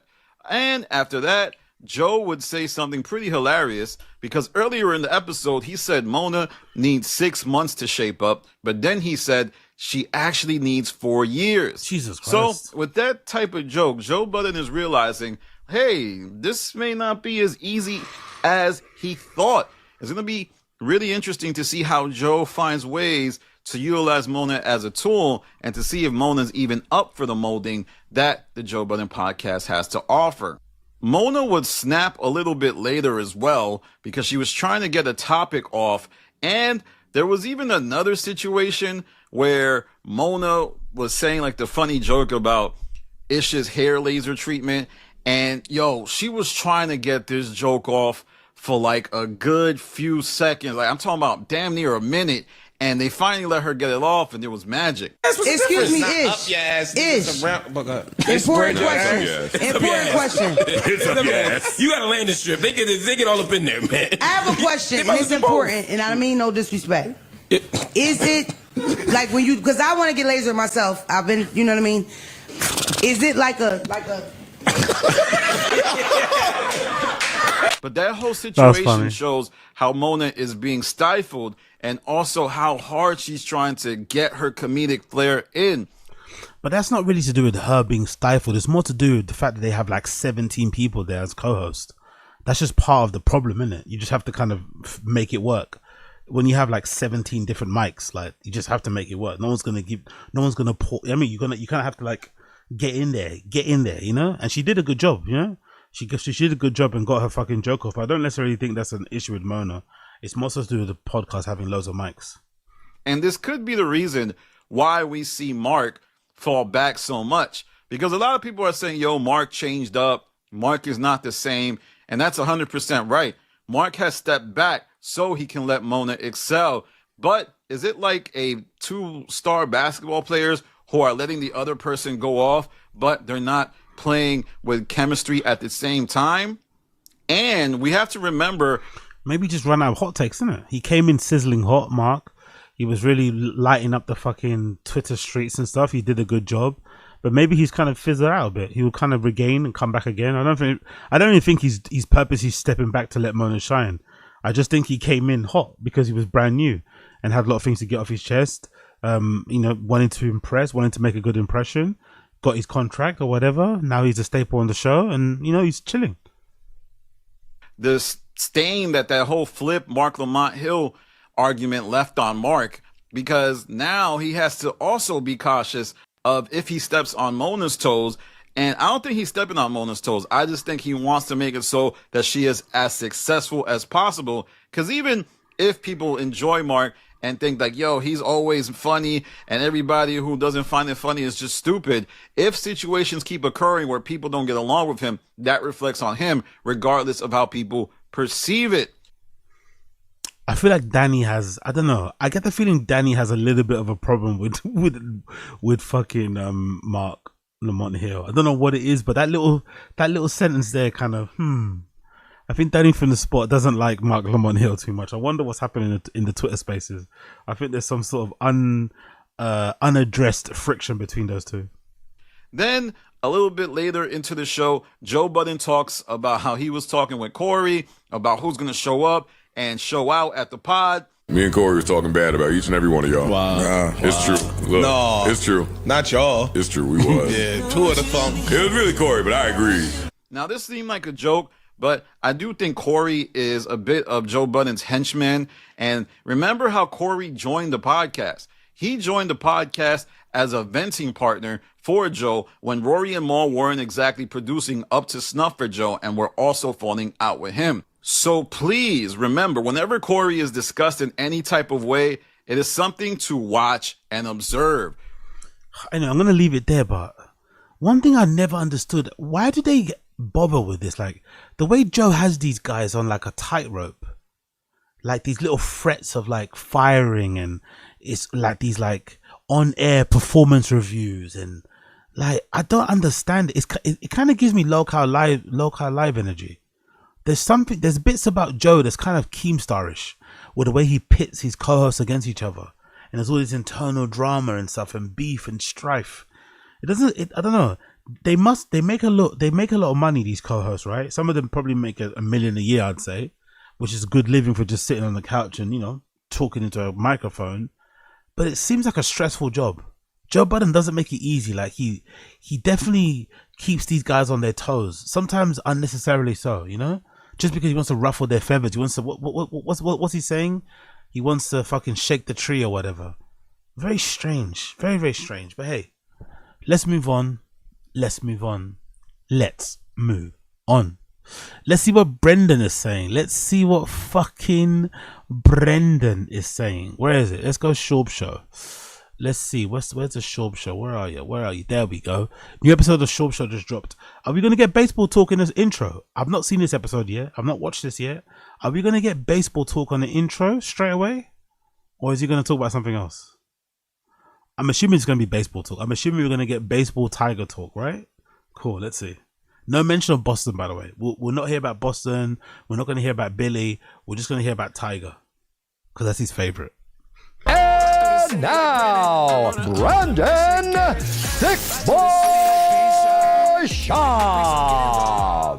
What is poppin', fam? It's 9 a.m. on the dot here in Austin, Texas. Hey, man, Texas is freezing. That hat, man. That hat is so lame. That hat is so fucking lame. He's too old to wear that. Brendan is way too old to be wearing that hat. Lord forgive me, in the Ford font. Lord forgive me. Yeah, he's too old to be wearing a hat like that. Texas is freezing. I didn't sign up for this. I like it hot. I ran away from Denver because of the cold, and now I'm back in the cold. Not cool, y'all. Not cool, fam. Do you know it's going to be this cold in Texas, Chin? No, but I like it. That's getting colder. God, I hate people that say that. You and me are completely opposite in this. You like the... Joanna loves it too. Yeah, I love cold this weather. is the best. I'm like, to do what? Dude, snuggle up and just... it's nice. Hate the cold, man. How's Thanksgiving, Chinster? It was good. Saw family and friends. So went back to LA. Yeah. Do you miss LA? Did it make you miss LA more, or were you kind of like? He's never going to say the truth here. He's never going to say the truth here because I get the feeling Chin didn't really want to move to Austin anyway. I get the feeling Chin only moved to Austin because he had no other option. I get the feeling Chin was actively applying for jobs in the LA region and was hoping somebody would take him up on that offer or that would try and snap him up so that he didn't have to move to Austin, but he did. And I think he definitely misses LA and his friends, especially because when Brendan decided to move to Austin, Texas, was just around the time where Chin was starting to make friends. He had friends as co-workers, right? Co-workers as friends. Specifically that one guy, I forgot his name, who he hangs out with a lot. They were drinking a lot. They were eating a lot. They were hanging out all the time after work. So the moment, you know, that friendship is starting to kind of blossom is the moment Brendan decided to move to Austin. So I don't necessarily think Chin's having a fun time over there, a great time over there. And I think every time he goes back to LA, he misses it and he wants to be back there. But he's never going to admit that to Brendan, I would imagine. I don't think he's going to admit it. Let's see if he does, but I doubt he's going to admit it to Brendan. Like, I'm good. I'm down here. Just the only thing that's missing here is how good the Asian food is there. Food in general. Yeah. Oh, even food in general. Yeah. So barbecue's great here, but food in general is so much better. Barbecue.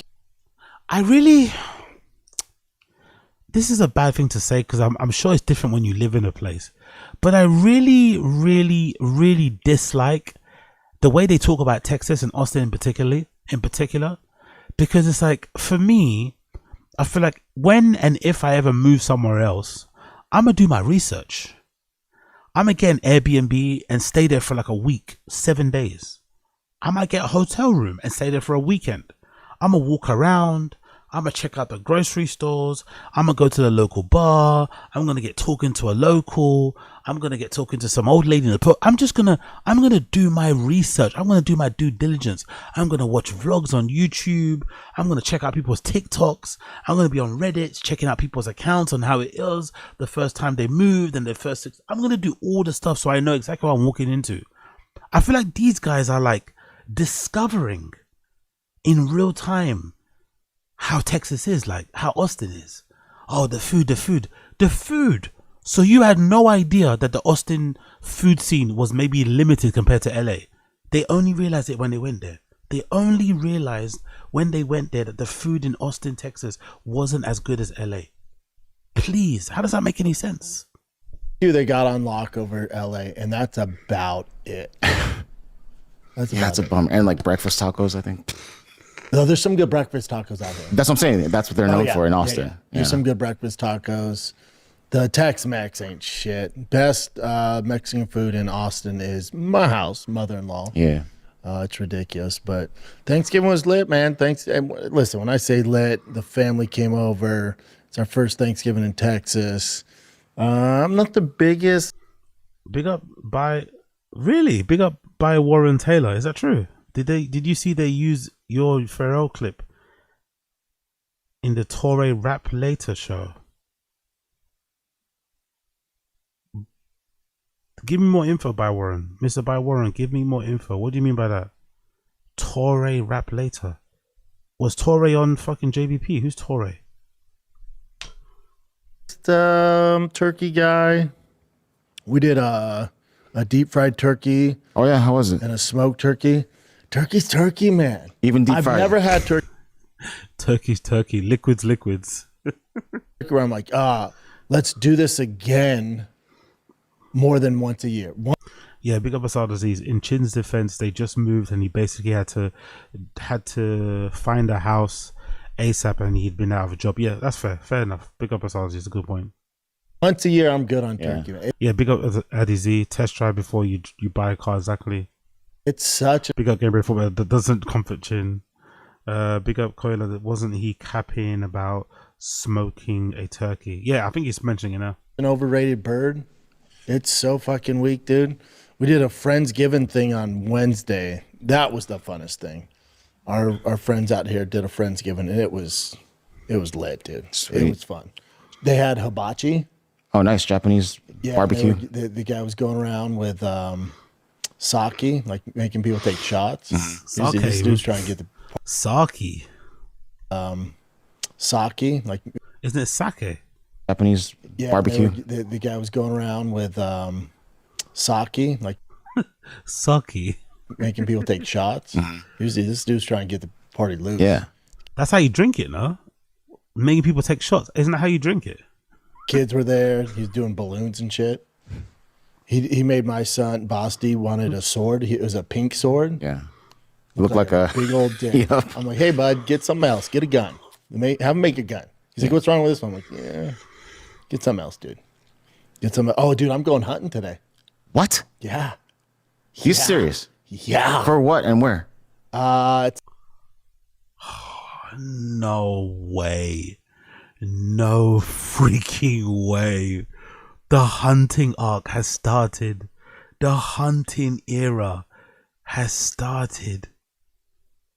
No fucking way is this guy gonna be a hunter now. Oh my god. Aren't you embarrassed? He wants to get back into Joe Rogan's good graces so badly, innit? He wants to be Rogan's best friend again so badly. Hunting. Oh my god. He's gonna get into archery and shit.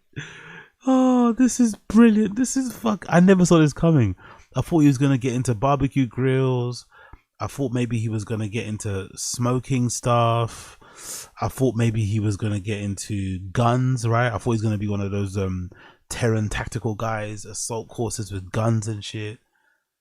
I guess he's tired of doing trucks. He's tired of being a truck guy. Now he wants to be the hunter guy. Oh my god. It's like 2 hours away from here, I think. We're going to Axis hunting. Kidding? Are you serious? Yeah, Axis and boar. Axis deer? Axis deer. Supposed to be the best meat. Holy crap. Not a big hunter. This is well documented. Is it for like a show? Big up by Warren. Okay, cool. Let me just search. Okay, I wanna see this. They use my clip. Let's see. What's your name? Big up by Warren Taylor. Appreciate you. Appreciate you for the mention. Let's see. What did it say? Just search rap late. Okay. Rap latte. Pharrell. Cool. Oops. Oh, this guy. Yeah, he's wicked. This guy's wicked, actually. This guy's pretty wicked. Okay, I don't mind Torre. He's got some, allegations, but I don't mind Torre.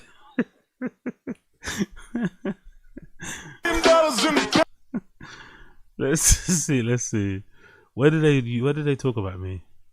Oh, sick. Look at me there. Did they talk about me talking about it? No, just play the clip in there. Okay, cool. All right, cool. Oh, look, black hipster guy with a mustache. Love it. All right, cool. Let's move back. Let's go back to Brendan. I'll play that another time. But big up by Warren Taylor. Appreciate you for that. Heads up, brother. Oh, first hunt? No, it's my buddies out here. Yo, big up Cloud. Always been a big game hunter B. By the way, can I rewind it a little bit? Did you get the feeling that he was a little bit embarrassed? Look, doesn't he look a little bit embarrassed though that he's getting into it? Am I reading too much into it? Doesn't he look a little bit embarrassed? He knows he sounds ridiculous. He knows what everyone's gonna say. Don't you get that feeling? Doesn't he look a little bit like he's cringing himself out a little bit? Like he's kind of like, I can't believe I'm doing this. I'm hunting now as well. Like he kind of looks a little bit embarrassed. It's like 2 hours away from here, I think. We're going to Axis hunting. Kidding? Are you serious? Yeah, Axis and boar. Axis deer? Axis deer. Supposed to be the best. Yeah, big up Coiler, man. Tigger been getting mentioned. Yeah, hopefully, man. More mentions, man. Mention me again. I need to pull myself out of depths of poverty, man. Mention me again. I need to take my family and my kids out of the depths of fucking poverty. Please mention me everywhere you go around YouTube. Mention me in your favorite streamers' comments. Recommend me. Mention me everywhere. I need to get my family. I need to get my family out of the depths of poverty. Okay? Myself, I need to get out of the depths of poverty. However you can help this minority, right? However you can help this minority. If you want to help a minority, just remember where I am. Remember me first. Forget your family and friends. Forget your relatives. Forget someone that you see sleeping on the street corner. help me first. Help. It's me. Holy crap. Not a big hunter. This is well documented. Is it for like a show? First hunt? No, it's my buddies out here. When we were at friends. Chin knew. You're getting paid for this, right? You're not doing this because you want to do this. My buddies out here, buddies. You just moved there, bro. It's that Friendsgiving thing. They're like, hey man, you keep saying you're gonna go hunting. I'm like, yeah, I'm down, man. Just let me know when. They're like, no, seriously, we're going Monday at 3:30. I'm like, on a Monday. On a Monday. And they're like, yeah, we'll be there. You know, you'll get done late at night. It's not too far away. Like, it's not a whole track. 2 hours not bad, yeah. Yeah, I was like, all right, I'll swing that. That's awesome, dude. I know, I'm nervous. Please film. Can you take a GoPro or something? Come on, Chin doesn't have to do that shit. Chin doesn't have to do that shit. Come on. Chin wants to go so badly too. Chin wants to go that he's got no friends in it. Chin wants to go as well. I can't wait to see his outfit. I can't wait to see. You know, Brendan's going to buy a new outfit, right? You know, Brendan's going to buy an entirely brand new hunting outfit. I can't wait to see. I can't wait to see his brand new hunting outfit. Yeah, I'll try to get some stuff. Yeah. You know, I don't know what to expect. Or your phone. And I said, oh, do I bring my gun? I got that AR-15. He's like, you can, but he's, you know, rifles and stuff. He's like, you don't have to bring. You're going to bring an AR-15 to a hunt.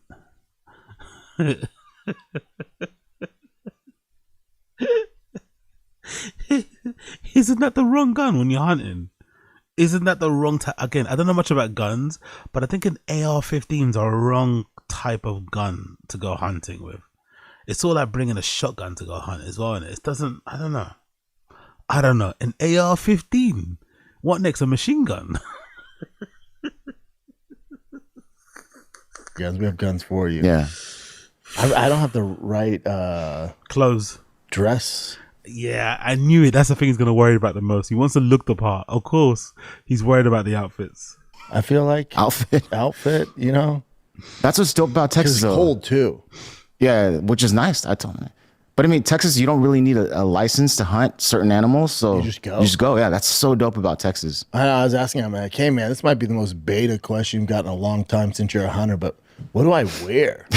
Like, do I just wear boots? Like, I don't wear my J's. Like, I just wear my boots.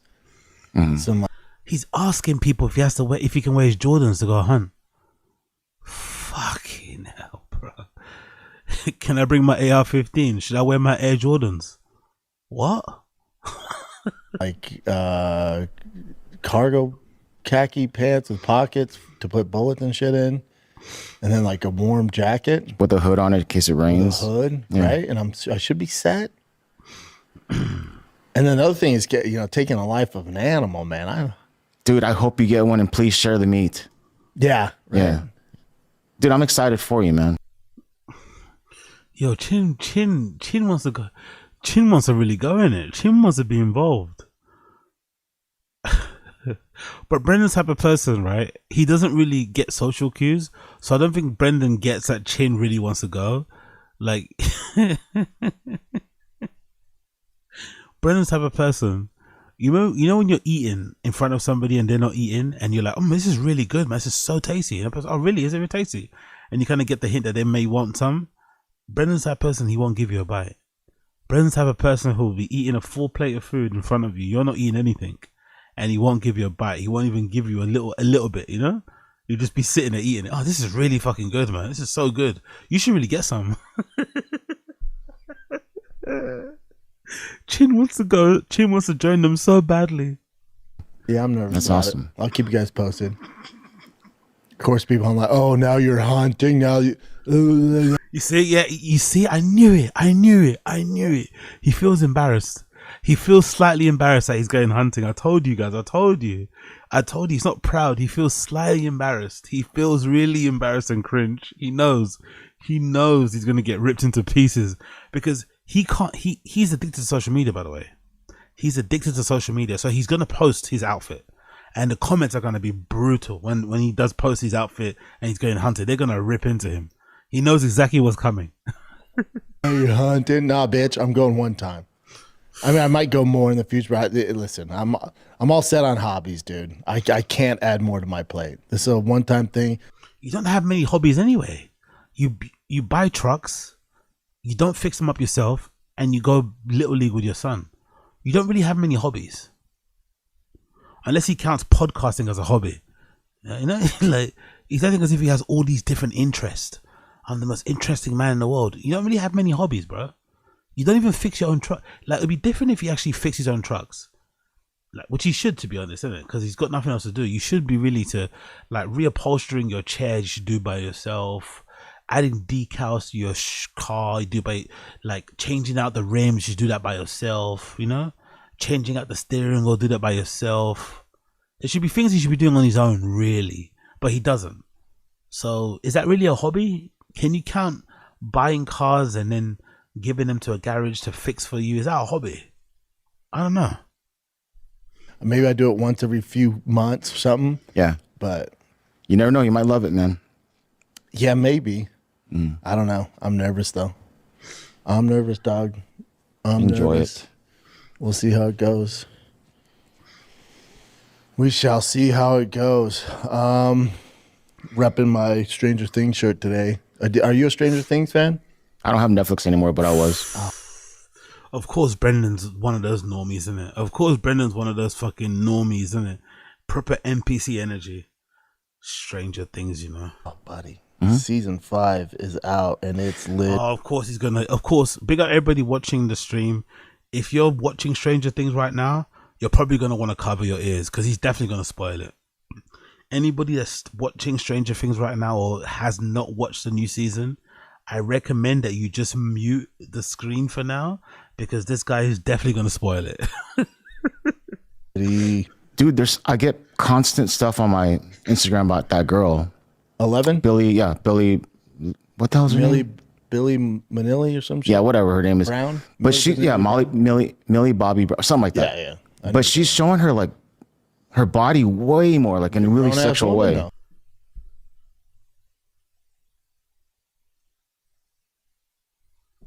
I think I might have to start looking at Chin's computer. What the fuck is Chin talking about? Is it Millie Bobby Brown like a literal, like, young? Isn't she like married? Isn't she like over the age of 20? Like, what? She was a child when it started, bro. She's now a young woman. If she wants to fucking wear a dress with a bit of cleavage, what a weird point to make. She's showing her body way more. I thought he was going to talk about her maybe looking a bit old, right? Because that's a common discussion around Millie Bobby Brown, that she dresses too old for her age. She's a bit younger. She should dress like her age. She looks too much like a 30-year-old woman or something. Cool. But he's talking about her breast. What? Chin? Are you okay, bro? What the fuck is wrong with Chin? What a weird... I've not heard a single... Every person I've heard mention Millie Bobby Brown is in connection a little bit with Drake and her relationship with him, which I don't like, but hey, Drake's still my goat. Or the fact that she has grown up rather quickly. Like, she seems to be a kind of woman who maybe doesn't want to be her age, you know? She kind of wants to be a bit older. Isn't she also married to a singer or something? A singer's son. Isn't she married to like a famous singer's son? I forgot the name. Like an American guy or something, right? Is it Sting? Maybe it's Sting. Is it Sting? He's not American, but I think that's her husband. Someone, one of those type of kids. But yeah, I think this is also a sign. That Chin is definitely lonely. I think Chin spends a lot of time at home alone, a lot of time without female company, and I think this is why he talks like this. I don't even think it's him purposely being creepy. I just think he's lacked a woman's touch, you know? He's lacked the ability to grab some bunda, you know, to kiss a cheek or two, maybe some lips. He's missing a little bit of that connection because Jesus Christ. Millie Bobby Brown boobs. Okay. But it's so trippy. This is some of the problem. Is like she can do whatever she wants. She's of age now. Yeah. But when the show started, she was so young. Kid, so people kid. think of her in that aspect. She's probably going over the top because she's like, bro. Exactly. She's married. Oh, yeah. Yeah, she's married. She's a straight up woman, curved. So she's like, I'm not a fucking kid, man. And she probably has these creeps, like pedophiles and shit. Oh, yeah. Yeah. Like Chin and Crystal Lee and Brian Callen. So she's probably like, nah, man, I'm a grown ass woman. Show's so lit, dude. But me and wifey binge watched all was like 4 episodes or 5 episodes right now, and then to continue, you got to wait till December 25th. I don't mind it because if they just let me binge all of it, I would have finished the season in 2 days. So I don't mind it. Something to look forward to. Yeah. Over the weekend, my brother was in. Oh wow, he didn't spoil it. For once, he didn't spoil it. For once, he didn't spoil the show. He's learning. He's learning. In town for Thanksgiving, and he showed me this thing called Pluribus. Have you heard of Pluribus? I see it, but I don't like the cover. What's it about? Of course, he doesn't like Pluribus, but he loves Stranger Things. Pluribus will require way more mental work, right? You have to think a little bit more. Of course, he doesn't like it. He doesn't like it. That's perfect. Stranger Things, thumbs up. Pluribus, no thank you. Too difficult.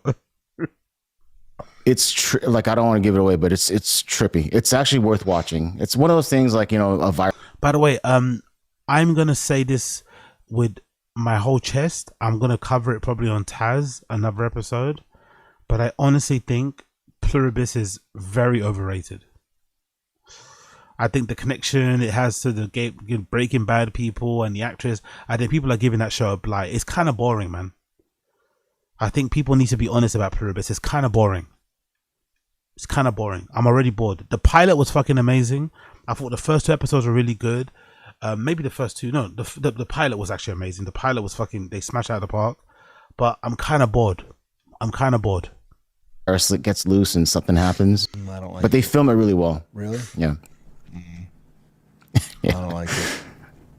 But it is. I know it's big. I see it all over. Yeah. I see it all over. Let's get into the Real Housewives of the UFC, man. There is a lot of drama going on. Dana White announced, bring up his announcement, Rory Chin. Yeah. Dana White. Big up MK. Fun fact, Papa was actually watching Love Island thinking it was Stranger Things. It's hilarious. Announced on CBS, right? The parent company to Paramount. Probably the biggest platform he's ever got to announce a fight card on. And he announced the... Yeah, big up Wild Fan. It had so much promise first episodes. Yeah. That scene, this is not spoiling anything, but that scene where they're just moving around in complete silence. You know what I'm talking about? Wild Fan, everybody else has watched Pluribus. That scene where it kind of opens with like a shot of like them moving around and going from like a truck to a motorbike to... That scene is incredible. Incredibly well shot. Incredibly well done. Just how it's all kind of... But overall, as a story, I just don't care. Like, I genuinely don't care. Like, do you know what I mean? Like, I don't know. I don't know. Strange show. Maybe it'll pick up towards the end. Because Breaking Bad was like that for me too, by the way. I was one of those people that didn't like Breaking Bad. I watched Breaking Bad the first time. I didn't like it at all. I think first 3 episodes, I was like, this is fucking terrible. But then if you Breaking Bad, obviously, once you get over that little hump, it's fucking genius television, of course. So maybe it'll be the same with Pluribus, maybe. But so far, I've not been entertained, man. I've not been entertained.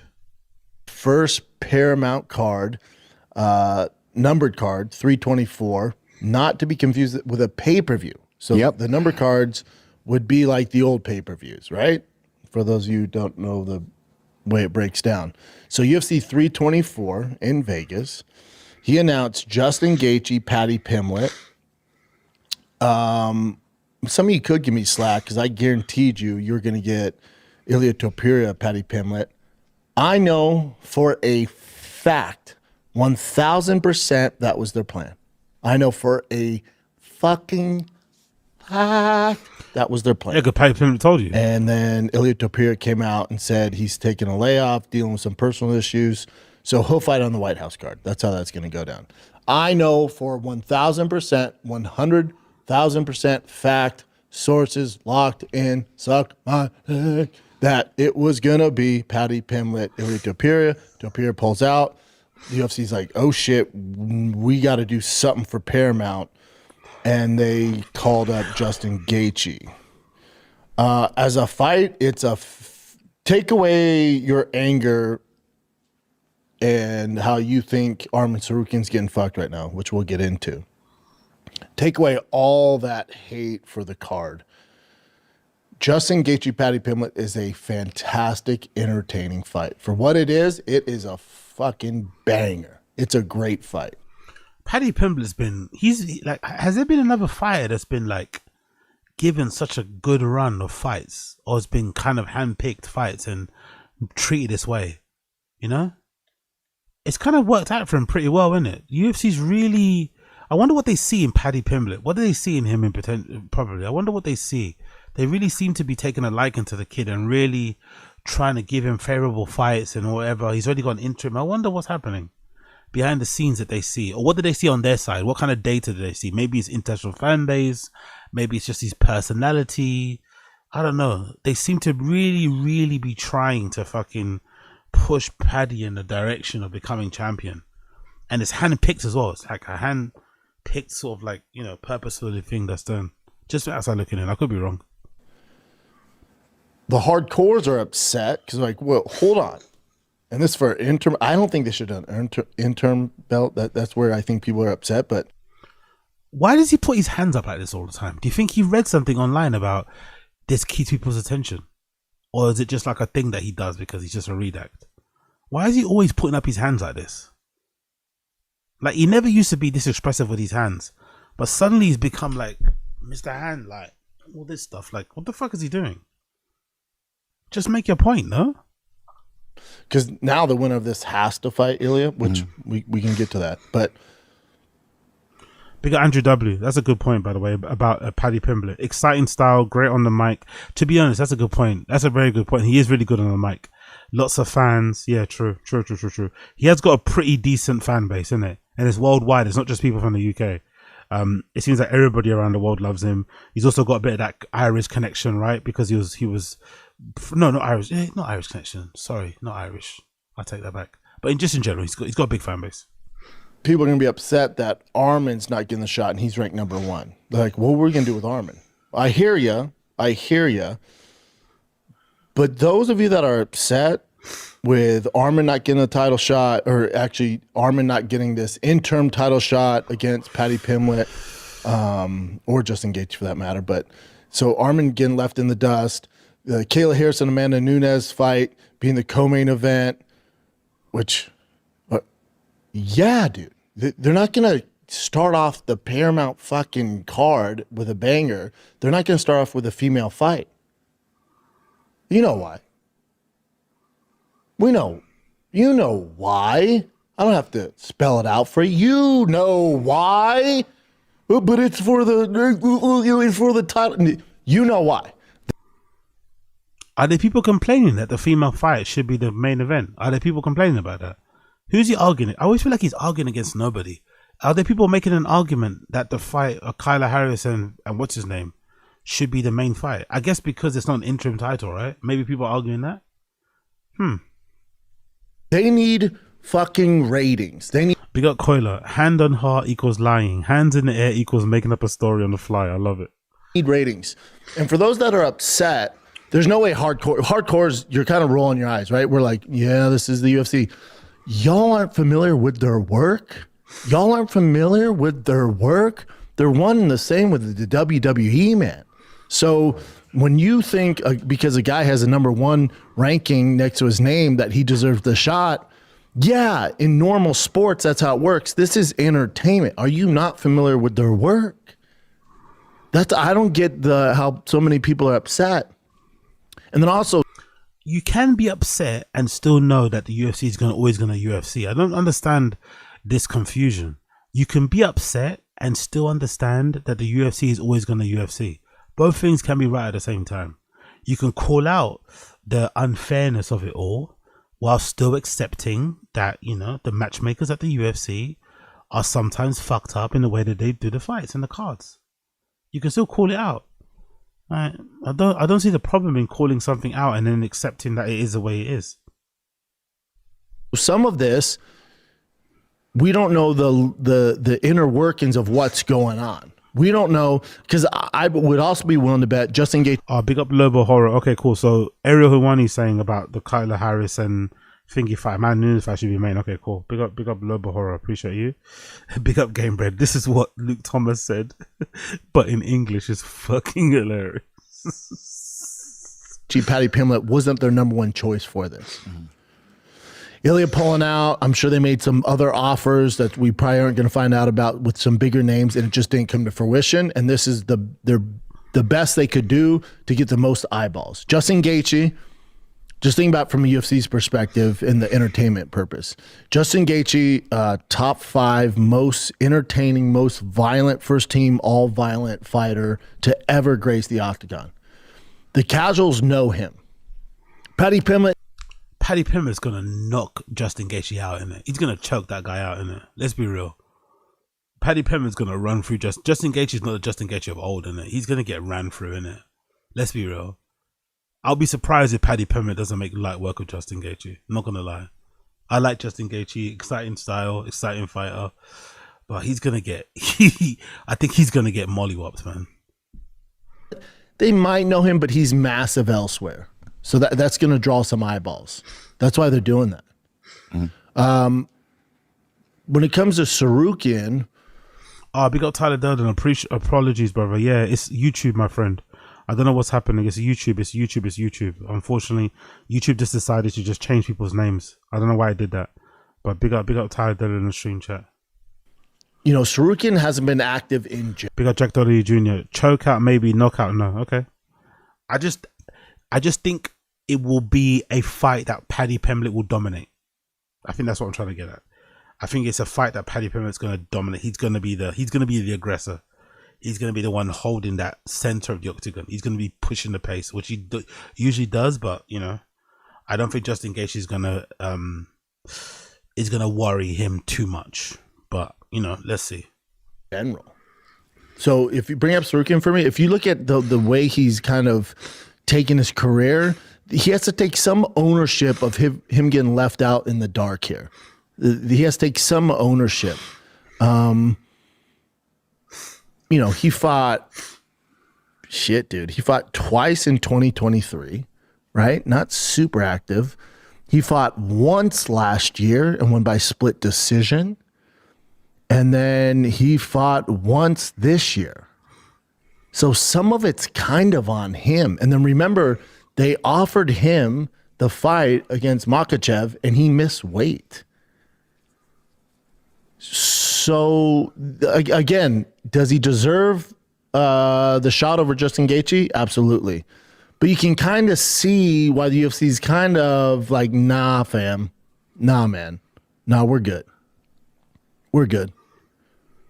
So I think he has to. I think both parties are guilty there. Where the UFC is like, "Come on, dude, how long are you gonna discipline this kid? How long are you gonna do this for? He missed weight for a variety of reasons. UFC obviously knows really what happened there, and they're like, nah, man, we gave you opportunity, you fucked it up, and we're not gonna bank on you in kind of short notice. You just fought in November, turn around, make weight, and fight in January when you had weight issues before with the Makhachev fight."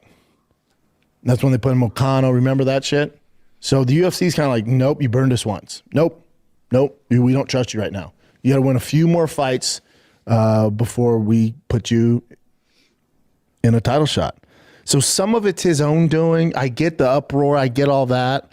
But there has to take accountability on Sarukian's part a little bit there. A little bit. And just, are you guys not, again, I keep going back to this. Are you not familiar with their work? Yeah, man. They're going to book what brings the most eyeballs. That's all they're going to do. Let me see the rest of the card chain. Kayla Harrison, man, that's a fantastic fight, but you know why it's not the main event.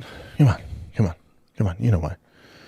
Do you think in 2026, this will be the year 2026, do you think in 2026, if Kayla Harrison and Amanda Nunes were the main event and Justin Gaethje and Paddy Pimblett were the co-main event, how much of the audience, and it just is what it is. I love this fight. I like high-level female fighting. Once you get outside the top 3, it gets a little dicey. Their skills aren't exactly up to par at the professional level for a lot of them. Whatever, nor here nor there.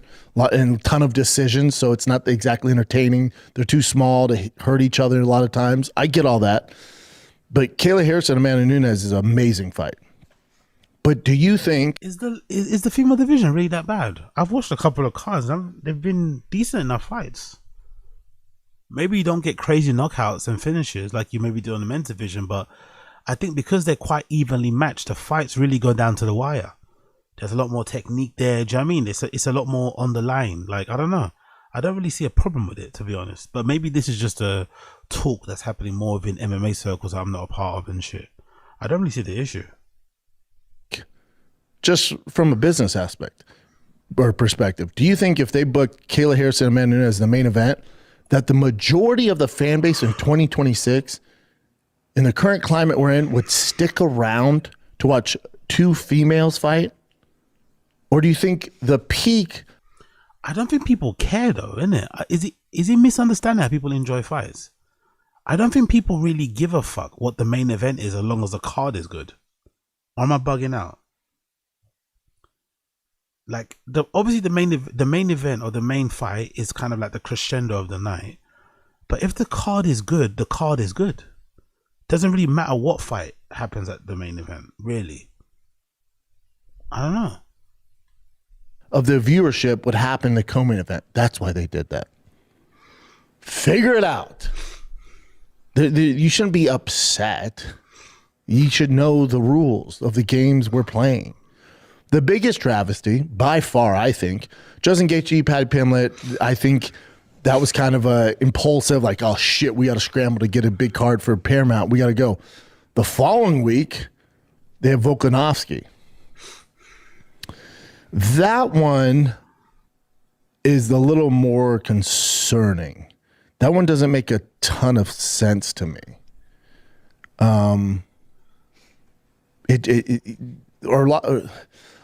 Volkanovski and Diego Lopez is that Craig Robinson meme. I seen it. They just fought, and it wasn't competitive. That one doesn't make a ton of sense. That's the one where I was like, oh, that's stupid.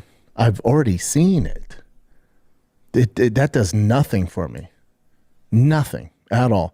But again, the UFC, the WWE shit, the shenanigans they pull for Lerone Murphy. Leon or Lerone? Lerone, yeah. For Lerone Murphy. Leon Murphy. The hardcores, yes, we follow him. We're familiar with his work. He had that amazing knockout over Pico.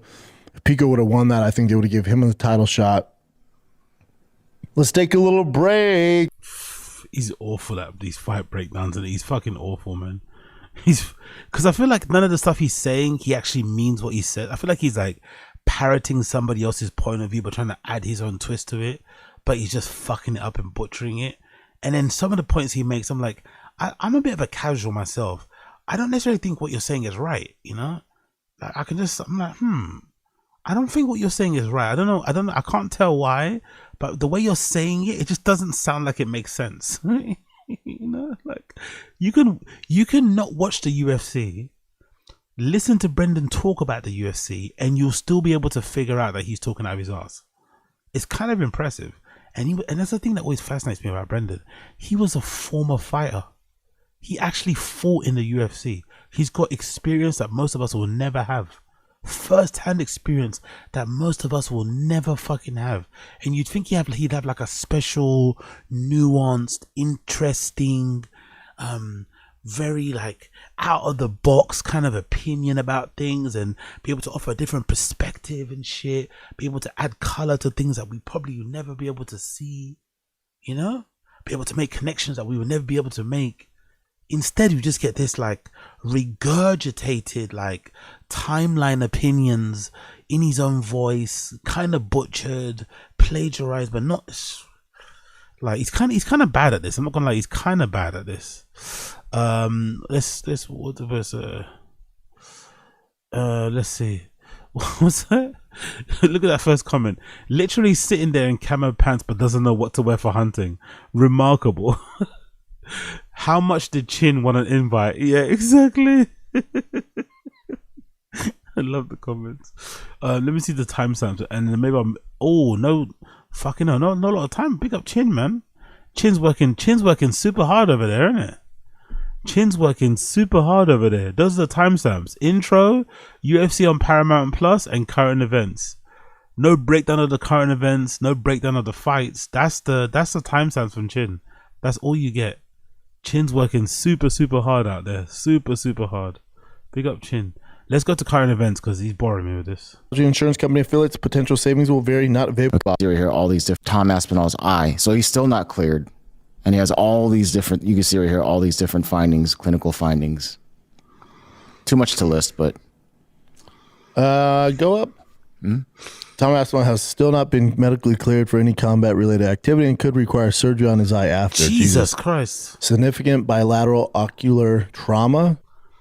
Wasn't Dana making it seem like he was like faking the eye thing? Was it Dana that was saying it? Who was saying it that making it seem like the eye poke wasn't that bad? Cyril Gunn didn't get enough hate for that, by the way. Cyril Gunn did not get enough hate for that fucking eye poke, honestly. Especially because he was like doing pretty well. No? He kind of like stifled Tom Aspinall in that first round. He kind of gave John Jones more hope. By the way, look at John Jones as well. John Jones is like shameless, isn't it? John Jones ducked a fight with Tom Aspinall, right? Because he was afraid he might get beat and lose his fucking undefeated record. Then as soon as he sees Tom Aspinall looking ordinary against Cyril Gunn, who he took out quickly, he's suddenly on podcast talking, yapping again. Like, brother, you were scared of the guy. Let's be real. You were scared. You didn't want to fight the guy. You didn't want to get choked out. You didn't want to lose. You didn't want to get hit. You know what I mean? And as soon as you see him performing and he's performing to the highest potential, now suddenly you want to fight him. But yeah, I think that Cyril Gunn eye poke was disgusting. He doesn't get enough hate for that. And I like Cyril Gunn, but that was not good. Traumatic bilateral Brown syndrome, blurred double vision with photophobia, orbital soft tissue trauma. Big up Asad Aziz. Tom making y'all Brits look soft. How's getting poked in the eye soft, brother? Really? Getting poked in the eye the way that he did was soft. He should have continued fighting when he can't see. And he's still not medically cleared to fight now, by the way. Still not medically cleared to fight. And usually they always make exceptions and, bend rules to get people to fight quicker. And they're still not clearing him to fight. I think the eye poke was pretty serious, man. Minimally displaced right medial orbital wall fracture, superior oblique tendon, trochlear mechanism disruption. Jesus Christ. You got poked in the eye, dude. Yeah. Wait, have we ever seen a detailed breakdown of somebody's fucking eye like this? And now it's like, all right, man. Hey. Now you got poked in the eye and it hurt. Quit it. Yeah. Hey. Aspinall's dad. Oh, no, this is my bad. I said Aspinall's dad for some reason. It's Aspinall. Yeah. Aspinall. Quit it. You get poked in the eye. No, I know. It sucks. It sucks, dude. People get poked all the time. You quit it right now. No, but I think he's only doing this because people like Brendan and others and people in the stream chat are calling him soft and saying he should have continued fighting. Because people obviously was clearly looking forward to that fight. The first round kind of gave us a good taste of what we were going to go see. And then it kind of got cut short. So a lot of fans are pissed because they wanted to see Tom Aspinall fight Cyril Gunn. It's going to be a good battle of styles and shit. But I think he's only going over the top with his explanations and proof that his eye is really fucked up because people don't believe him. People think he was faking it, like he was fucking diving or something, flopping as he's doing basketball. But it's clear when you see the fucking replay that Cyril Gunn stuck his whole finger in his eye, man. Like, goddamn. No, I know your eye's fucked up. Quit it. This guy's comment is kind of where you're going. He's fighting for his life to save his image by forcing unnecessary surgeries. That's what it seems like. Listen, I think his eye's fucked up. Bro, he doesn't need to continue fighting. That's a dumb opinion. But it's embarrassing to post so many videos about the eye after. Nah, it's just the nature of the game, man. It's the fight game. It's the content game. Like, he's just feeding the algorithm. I don't have a problem with the clout chasing the eye poke. I don't have a problem with him clout chasing his own eye poke. I really don't. It's just the nature of the game. It's a bit cringe, but how many fucking we have pre-fight camp fucking vlogs now. Not vlogs for the fight camp. We have pre-fight camp vlogs. It's a whole content game. From the time you get fucking signed to the UFC, from you going there to the fucking Apex Center, getting your first fight, traveling, working out, everything's content. I don't see the problem with it personally. It's cringe. It's a bit much, but everything is content nowadays. And he's a big star. Like it or lump it, he's a fucking big star. So it is what it is. And I thought Tom was a guy that didn't pay attention to social media, but he clearly. Big up B Murray. I chasing the clout perk is hilarious. And like how Brendan's acting like he wouldn't do the same thing. Brendan's acting like he wouldn't do the same thing. That's the funny part. Brendan acting like he wouldn't do the same thing. Does. Trying to combat that, you know? Dude, just do what's best for you, dude. He does make fun of himself here, though. So, as you see this picture, that's good. He has goggles on, and then these are different memes that people are making of him. This is John Cena, I Can't See You. And then this is Stevie Wonder. That's funny. Yeah. So at least he's having fun with it, but he is also very much trying to be like, hey, dude. Yeah, I don't need the doctor's report. Hey. Your eye's messed up. Hey, fix your eye. Stop it. And this is John Jones weighing in on Cyril Gane. I think we talked about this a while ago, but here's a little clip here. When I watched the fight back, that's when I really got the gist of what's going on. The guy was trying to poke my eyes out all the way through that round. Multiple exchanges. Nearly every exchange that I could put him in danger. He had his fingers out pointing towards my eyes. The guy was cheating from the first second, and the way that he wanted to win that fight was to have me compromised by cheating. My thoughts on him, I think he's a big cheater. Look at all his fights. Even John Jones himself, even the GOAT himself said before he fought him that Cyril Gane's a cheater and uses dirty tactics. Things need to change in the sport of MMA when it comes to fouls. Obviously very keen to get back and beat this guy up. I've got to be 100% right, so whenever the eye's good to go, that's when I'll do it. A lot of haters out there who are living some very sad lives, who think they're eye doctors. I'll double eye poke you full blast in the eyes and see if you can still write some grim comment. You let me know, you tough guys out there. Look, what? I've noticed in a lot of Cyril Gane's fights, he hits people in the back of the head quite a bit, and I didn't want any type of dirty play happening on such a big night. John Jones is in black, seemed like... I feel like they're very similar. I'm not going to lie. I feel like Brendan and Tom Aspinall are very similar personalities. Obviously, Tom Aspinall is way more talented, but I feel like they're very similar. So I find it interesting that Brendan seems to get annoyed by Tom Aspinall when they're very similar, you know? That's a very that sounds like something Brendan would have said if he was fighting. He ate an early kick on the groin, 7 seconds in. I've noticed in a lot of Cyril Gane's fights. Yeah, dirty. I hope Tom comes back and beats the shit out of him. That'll be fun to watch. I think that's what happens too. Yeah, I mean, dude, Tom looked off that night too, so it's. I know he got poked in the eye, his eyes all fucked up, but I think it kind of it's tough to say if he was going to lose that fight, but he looked a little off. Cyril's doing work. He didn't look man. great. Yeah, so I think this is the best thing that happened to him, even though he's dealing with all this hate, which is whatever. But when he does come back and he's 100%, I bet you Tom beats the shit out of Cyril Gane. Yeah. And hopefully that eye poke stuff will come into effect where it's like immediately the points taken away. I bet you Tom beats him in the first round. I bet he doesn't fuck around. And takes him more serious. Yeah. Okay, so that brawl that happened at UFC 322, the mayor... But one thing that Tom Aspinall fight did make you think about was just how good is John Jones in it? That's what it reminded me of. It made me respect John Jones more. That fight was between Tom Aspinall and Cyril Gane made me respect John Jones more. I was thinking, fuck. John Jones made Cyril Gane look like an amateur. John Jones made Cyril Gane look like a fucking amateur. He ran through him. Like, he looked shell-shocked at the end, Cyril Gane. He looked shell-shocked, like he didn't know what hit him. Just like sat there like confused. You know? It made me respect John Jones even more, because John Jones he's not even at the height of his powers anymore. John Jones is like a waning force. He's like kind of on the downward slope, and he will probably still destroy anyone that comes his way. It's kind of scary how good he is, man. John Jones is kind of scary how good he is, bro. Fuck. But it's also funny that he was scared of Tom Aspinall. The same, I saw somebody mention, yeah, who's mentioned about Guru? Who mentioned that about Guru? Big up a negative aura. Guru finessed his fan base into thinking Tom was a ball beater. He's light work for John Jones. But John Jones also bought into that, brother. That's the thing. Even John Jones was scared of Tom Aspinall's record and his run. That run was, it even worried Tom to the point where he didn't want to fight him. He's the one that was ducking, you know, Tom.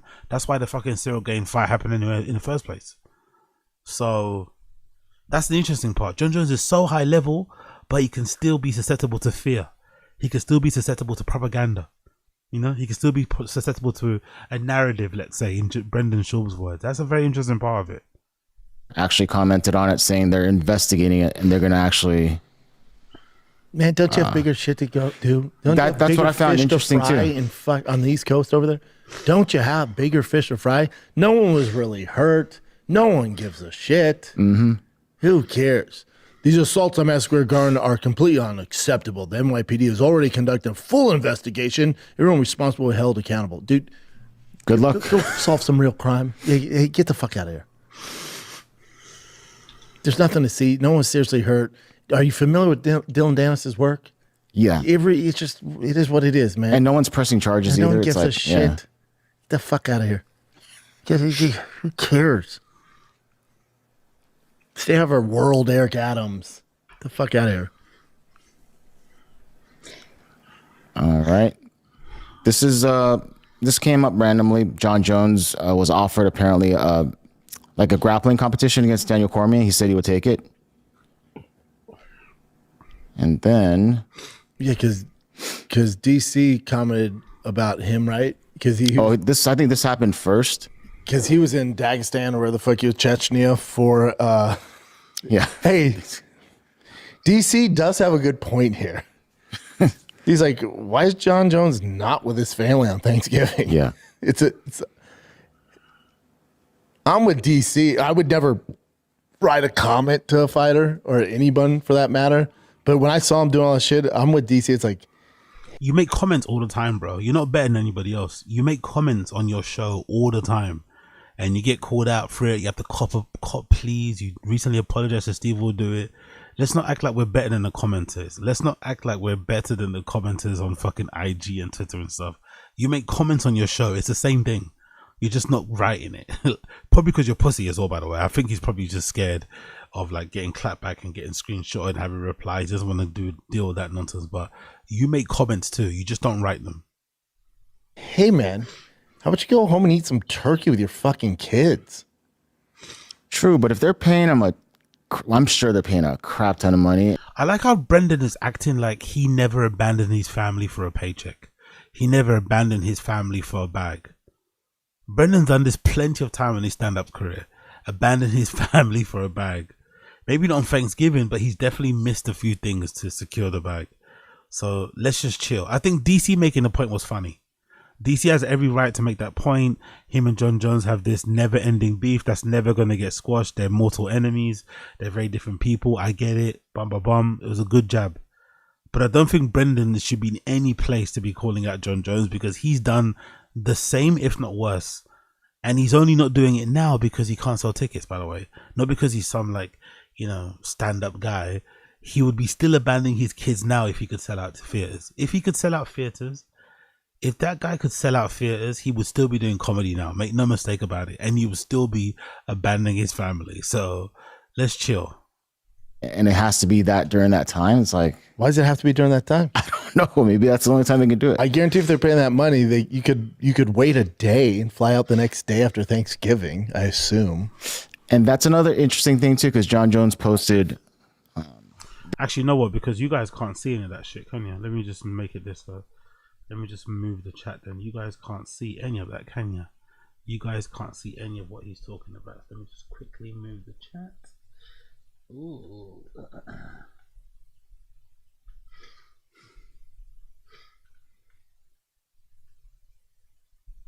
Oh shit. There's a chat, right? Boom, should work now. This video, and it looked like Hold on.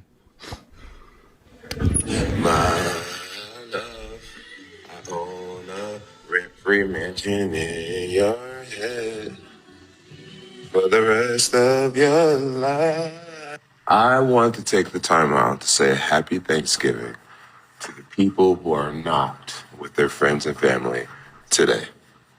Happy Thanksgiving. And if no one tells you that they love you, I love you.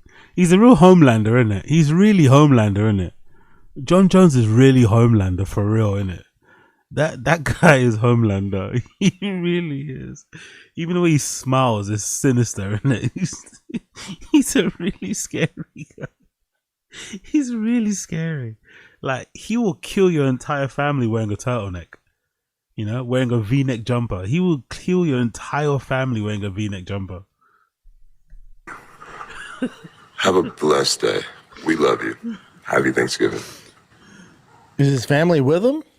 Was that a video of his family? I don't think so. That looks like his house because that's his dog. Or he has like that, whatever you call those things, those police dogs. Oh, so maybe those videos are old. So it might have been he toured there for prior to Thanksgiving. And then posted after? Yeah. And then John obviously wrote that message. Like he's living rent-free in DC's head for the rest of his life. Yeah, maybe. It's such an unnecessary rivalry, but I don't know. It's fun. Sure. Okay, next one, Chin. This one I thought was just funny. This is Hooker after his loss, most recent loss. Is he called you famously? It's personal in the tree, all that sort of shit. So I believe you'll have some fun with it. It's a good fight. We both suck, you know? No, we both got cooked. You know, as I'm cooked up, I might cook me. Yeah. Have a cook-off. I love that. That's how we sell this fight. He's shit, but he's shittier than me. We're both shit, but he's shit. He's referring to Moicano. Yeah. And this is Moicano's response. This matchup, you know, I think the fans would love to watch me. Says the both of you suck. This is Moicano, Brendan's enemy, isn't it? Brendan's enemy. This is Moicano. Remember their little beef? That was so funny, man.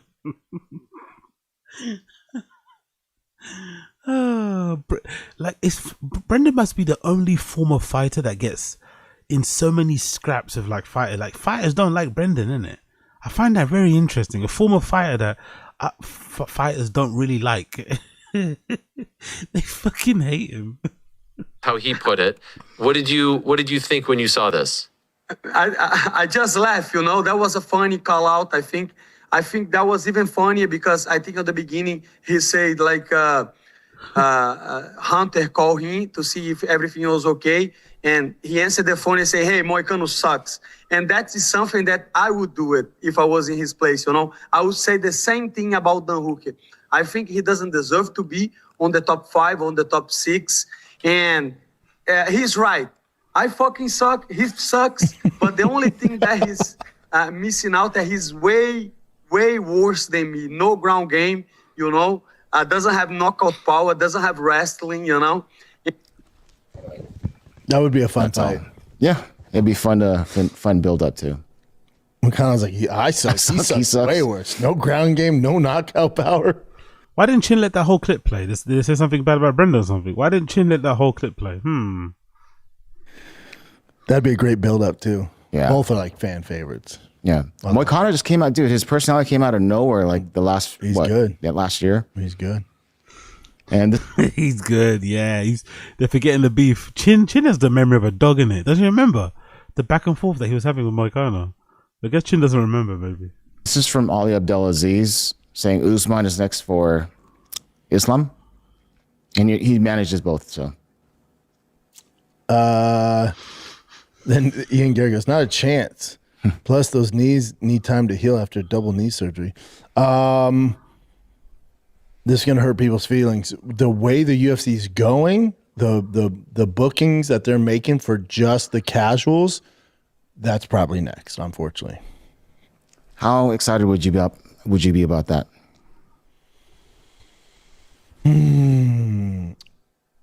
I'll say this. I mean, it's not it's not Makhachev's toughest fight, but you can't really count Usman out. Like if you remember him at 70 against Hamzat, like buddy, he fucking gave it a go.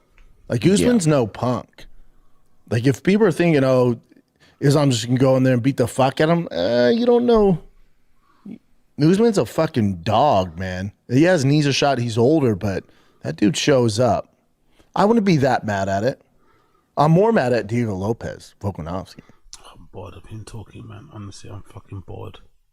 Anything interesting we could check out here? Anything, no interesting comments here?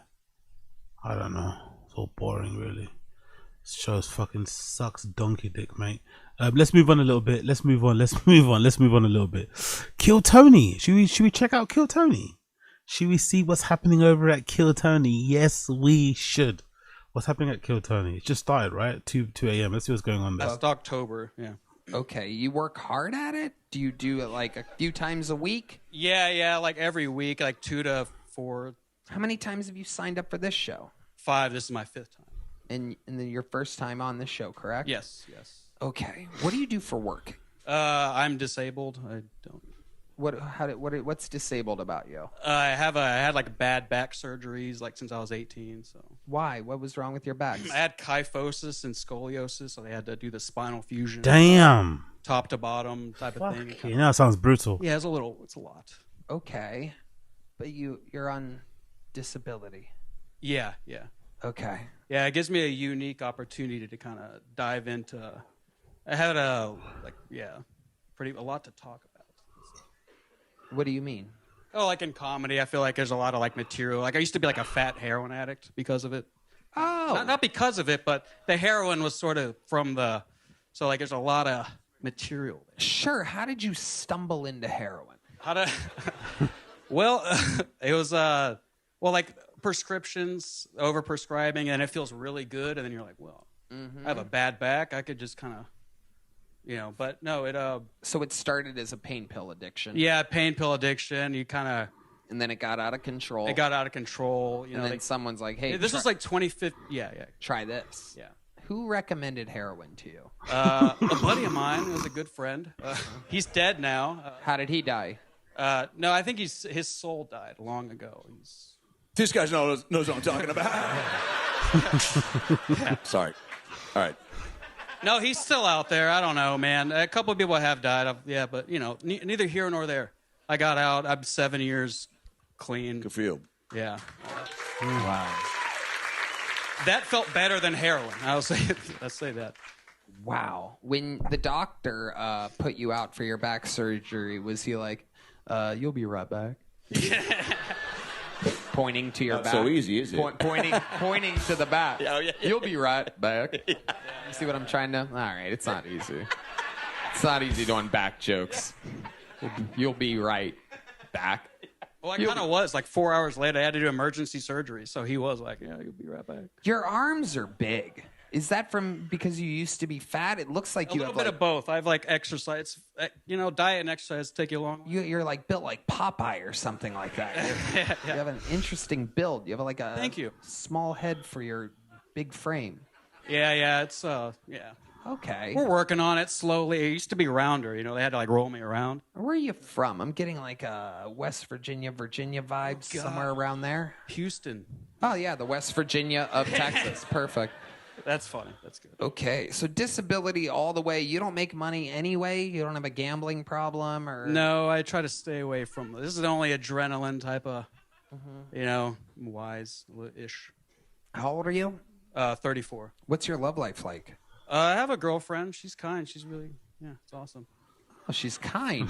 Yeah. Wow. Nothing gets me quite as excited as kindness. Yeah, no, she's, yeah. I have a, On a scale of 1 to 10, how kind is she? Great question, Ian. Spinal tap. It goes to 11. It goes. All right. So what? What's the scale? Oh, she used to be heavy. She used to be heavier, but no, she's like. What? Did you guys lose weight together? No. This is I met her a few months back. Are you on heroin now? No. How heavy were you at one point? I was almost 360. I say 355. Wow. I know. I say because it's like, you know, I'm on my fat week. I'm a little fluffy this week. I'm like, Gotcha. So you were 360. What was she at one point? She was, I think, like 260. She's like she's well under that now. But I didn't meet her then, so I would have been. No. Wow. No, I know what it takes. I know what it takes to get out of the gutter. Yeah. Do you guys sometimes get your loose skin tangled up with each other's? And, hers is no, it's good. I'm just kidding. All right, Kendall. Before I let you go, craziest thing about you or your life? Craziest thing. I once shit myself walking into an HEB while trying to drop off prescriptions for opiates, and then I had to continue dropping it off, and like it was just. Yeah, I had boots on though and jeans, so it was. Now was it because you knew you were about to get the opiates? Jesus like you get Christ, excited? Jesus Christ, what a story. Oh no, it was like. What a fucking It was a hard story. opiate. It was Opana. I suggest they stopped it. It was stronger than heroin, so like it led me to kind of like I was like, oh, heroin, this is it. Jesus so it, like relaxed your sphincter, and that's why you could shit say yourself. that. You could say that. Well, I mean, I could say that. I did say that, but I'm asking you. did say that. Was it because of the prescription or? It's the withdrawals. You know, the withdrawals just like make everything fucking. It was like diarrhea plus you're probably relaxed. Yeah. Yeah. But then you're like uptight, so it's like you know. Wow. Sounds like a red band, a red band bit on a Thursday night at the Secret Show. Diarrhea mixed with. All right. What was the? Can I ask one thing? Yeah. Heroin is like when you do it. It's not like weed where you're like, let's play fucking Xbox. Like you do heroin and like, what's the go-to activity? I've cleaned before. You know, it's like one of those things where it's like after a while it gives you energy. It makes you normal. But at first you're just like makes you normal. I want to like put on a film or something. You know, you just relax. What film? I used Goonies to. 2? No, I used to like putting on Rushmore or like Bottle Rocket or something stupid. You look like me if I started doing heroin. Yeah. Don't. Yeah. Well, don't tell me how to live my life, but yeah. Yeah.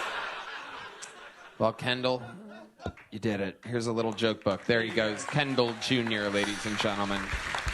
Well, what an episode it's been. Who can forget?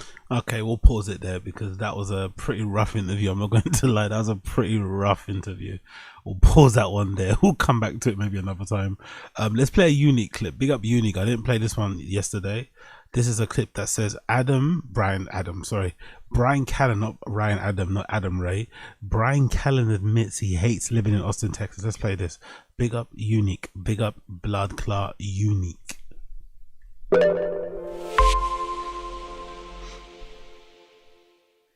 Because when you and I met, not when we ran each other in the bathroom doing a podcast with Theo, but I was at the pumpkin patch in Calabasas. And you came up to me like, oh, yeah, you know, you're like, I know Brian, Theo. I'm like, cool, man. And we were talking about Magic Mind. You're like, you drink coffee? I'm like, I drink coffee. I take too much Adderall. And you're like, yeah, man, this can help you out. Kratom is people take Kratom and have no feel-free shots. They didn't. I was doing all that. Dude, Kratom is, and again. Is it pronounced Kratom or Kratom? And who the fuck is this guy? Why are they shilling Magic Mind and Magic Hippo and all this shit?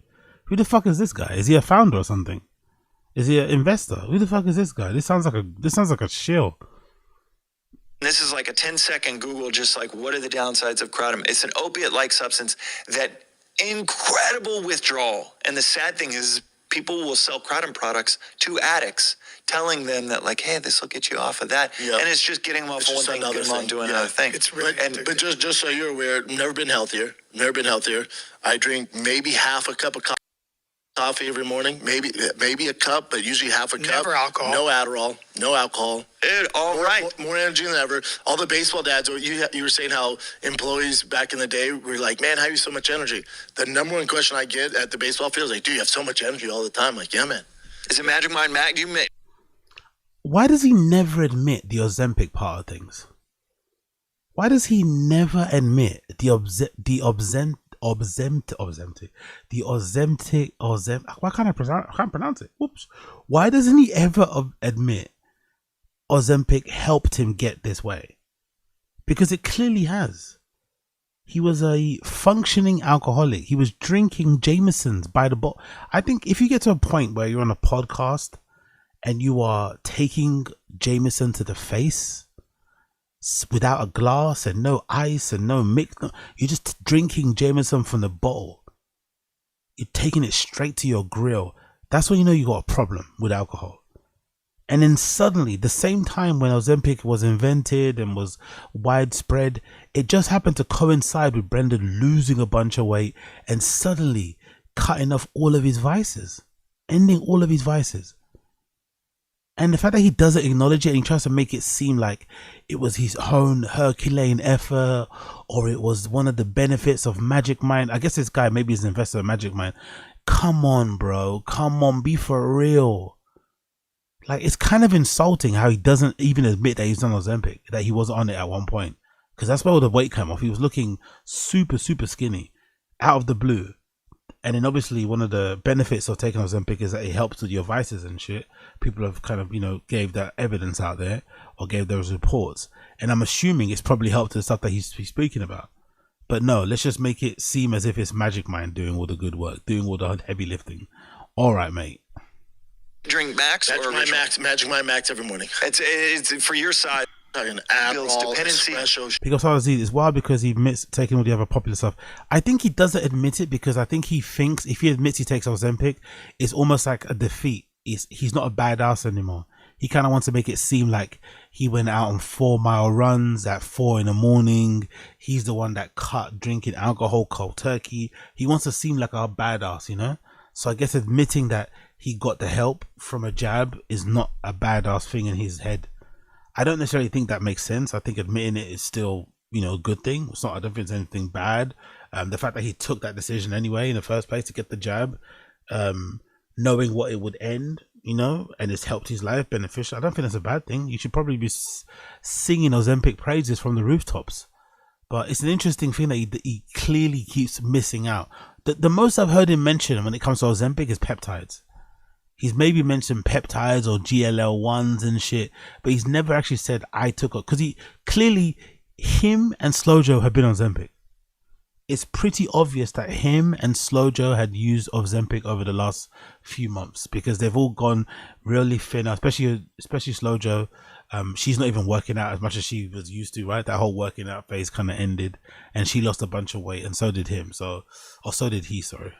Shots, coffee throughout the day, like just bad stuff, man.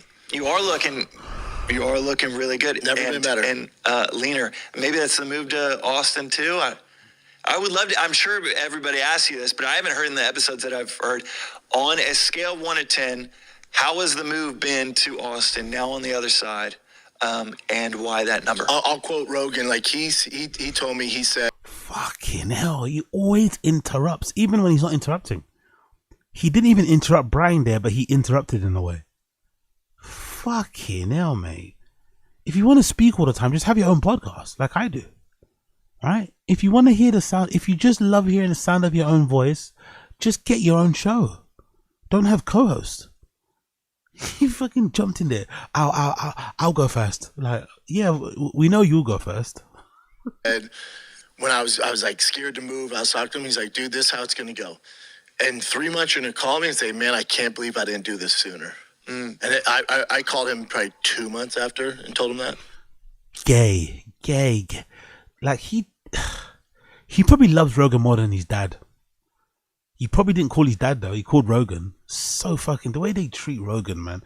The way it's actually kind of impressive that Rogan isn't more of a douchebag, isn't more of a bully, isn't more of a whatever egomaniacal person, because the amount of people around Rogan that willingly go out their way to suck him off, like I can only imagine the amount of texts he must get from people.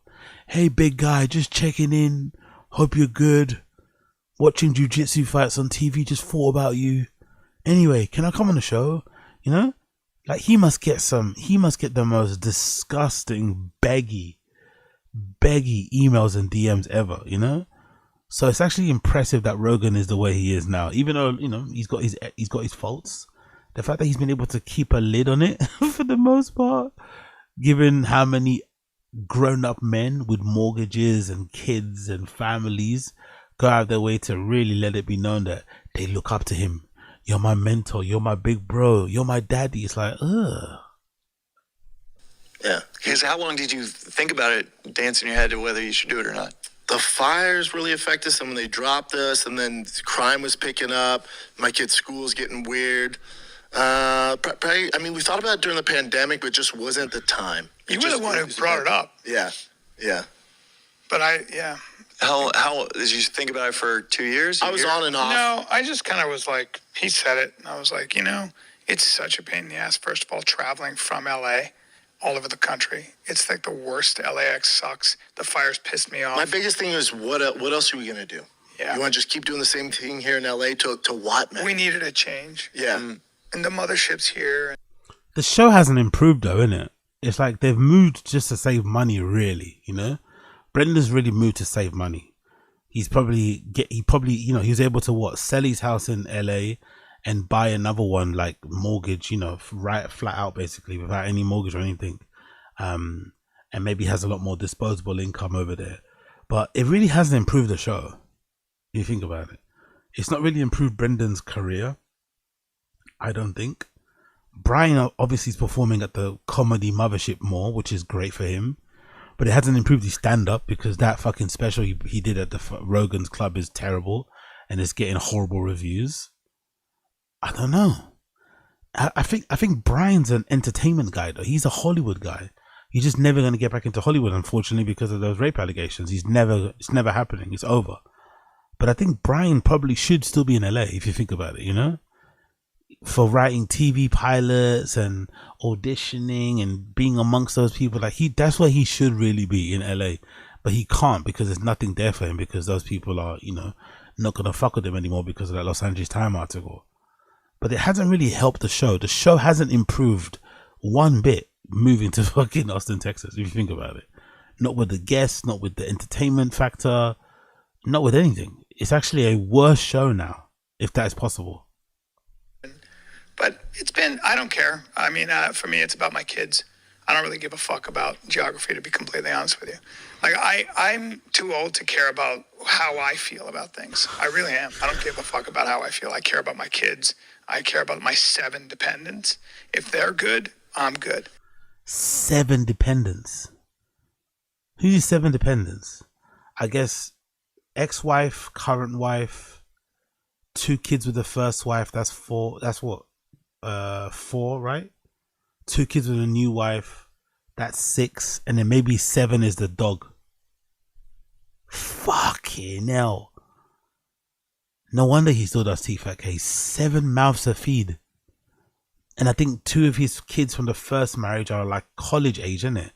So he's having to pay for college as well. Fucking hell. Callen's never going to stop touring, isn't it? Callen's never going to stop touring. Plus he has to pay the first wife alimony. 20K a month or something? He's never going to stop being on tour. He's never going to stop podcasting. There's never going to be a time where Callen's going to stop doing those videos that he does in his fucking white Tesla. He's going to be sat in his Tesla ranting and raving about something. He's never going to stop that shit. He can't.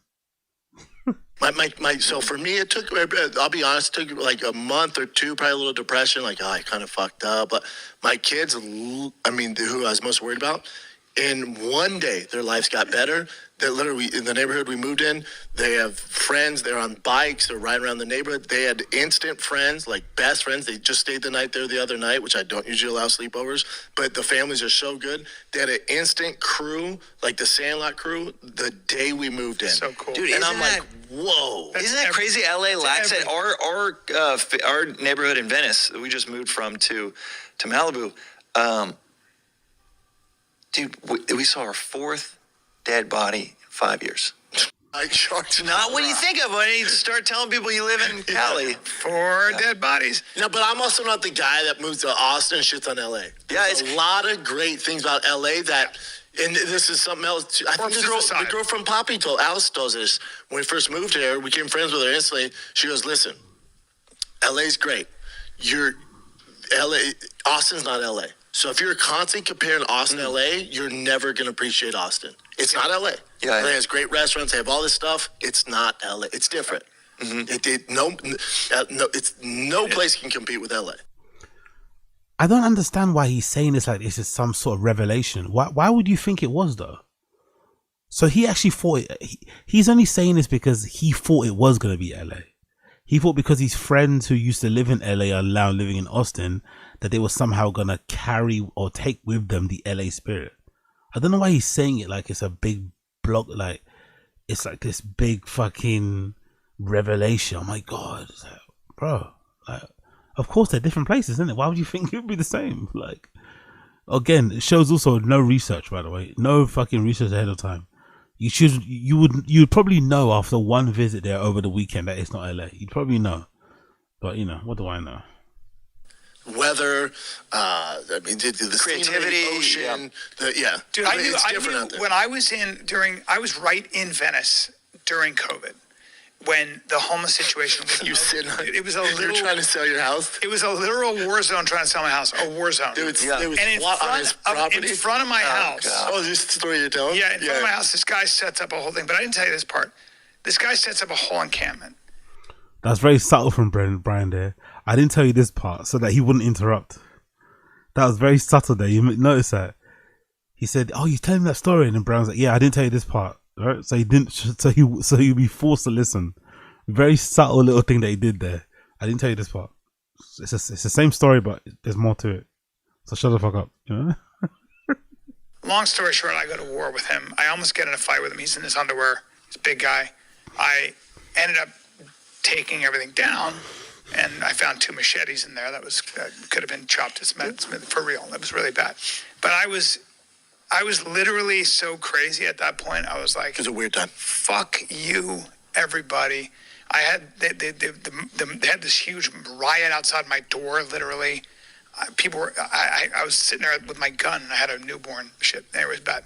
Fuck all of them. But Jesus Christ, you were sat there with a gun and your newborn. That can't. I don't think he's not talking about it, but I think he's talking about the cancellation. That cancellation broke him. It's no surprise because he has definitely lost the spark. For, you know, Chris D'Elia and Bryan Callen, you know, yes, they still have their careers. I think a lot of people are out there thinking, oh, Chris D'Elia doesn't deserve this. Chris D'Elia doesn't deserve his. But I think they're both living in like a mental prison because they're not the same. Callen's not the same person anymore. He's definitely lost a bit of that spark. He's definitely lost a bit of that joie de vivre, you know? That je ne sais quoi, that little bit of whatever he had, he's definitely gone. But fucking hell, stroking your gun with your fucking kid in your lap is fucking insane. I remember there was this fucking giant encampment, and I come out, and there was a little like park right outside my house on Venice, like a little makeshift park, like. And there were these 2 dudes, and they looked exactly alike. And I go, "Are you brothers?" And they were these 2 blonde. So the same area that he lives, where there's a homeless encampment near, there's people squatting, he's getting into fights with homeless people with machetes. He also just walks out and just starts talking to people. Just start talking to random homeless people in the street. I thought you're scared of them. I thought they're terrorizing your neighborhood. I thought you hate, like, this story doesn't add up. One minute he wants to fight these people, he wants them to all die. He's got his gun on his lap as he's fucking cuddling or carrying, you know, hugging his kid. And the next minute he's going out to them and asking them questions about if they're brothers or not. Seems odd to me. Homeless hillbillies, but they looked strong. They looked like they were jailhouse strong. And I clocked that right away. Of course you did. Big fucking kind of, They weren't big, they were shorter but thick with big hands. They did, and one guy was fixing something. He was fixing some kind of a fucking engine, right? And I looked at them and there was a brutality to them. I was like, these aren't your homeless guys. These are some bad dudes and they're right outside my door. So I go, I got to figure out a way I got to let them know that I know. So I say something like, I come out, and I want to mark their card. And I go, I want to show them that I'm not a pushover. This story sounds like so much cap in it. Like, what? What the fuck is this story?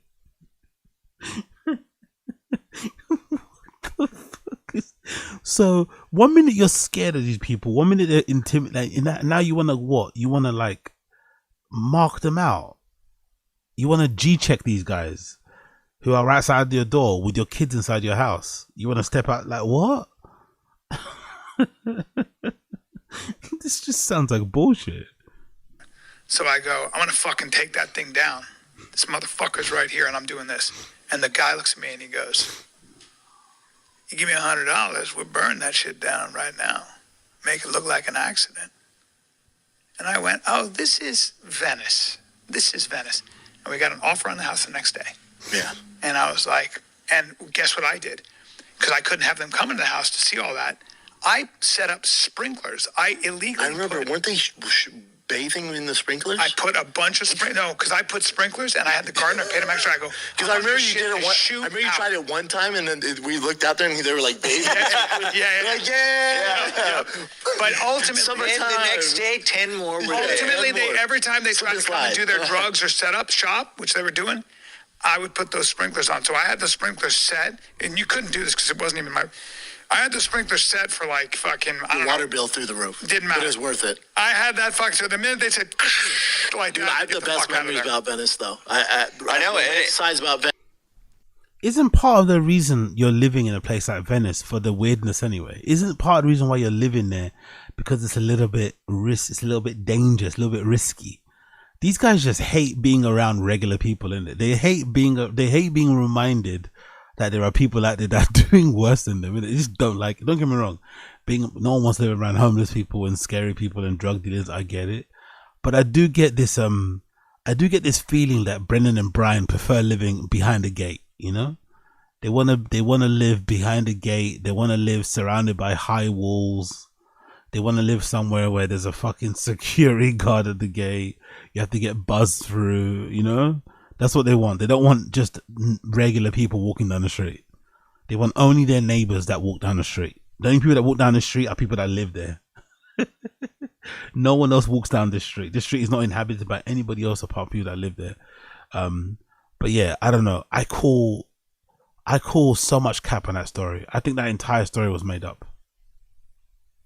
I think that entire story Bryan told was completely made up. I don't believe a single word of that story. Just want to put that out there, by the way. I don't believe a single word. Apart from maybe the sprinkler thing that Brendan kind of co-signed, everything else in that story is made up. That's my conclusion. Everything in that story is made up. But I could be wrong. I could be wrong. Moving on. This is a clip taken from Legion of Skanks, courtesy of the Rattlesnake Clips channel. It says, are Legion of Skanks in the ROGANSPHERE?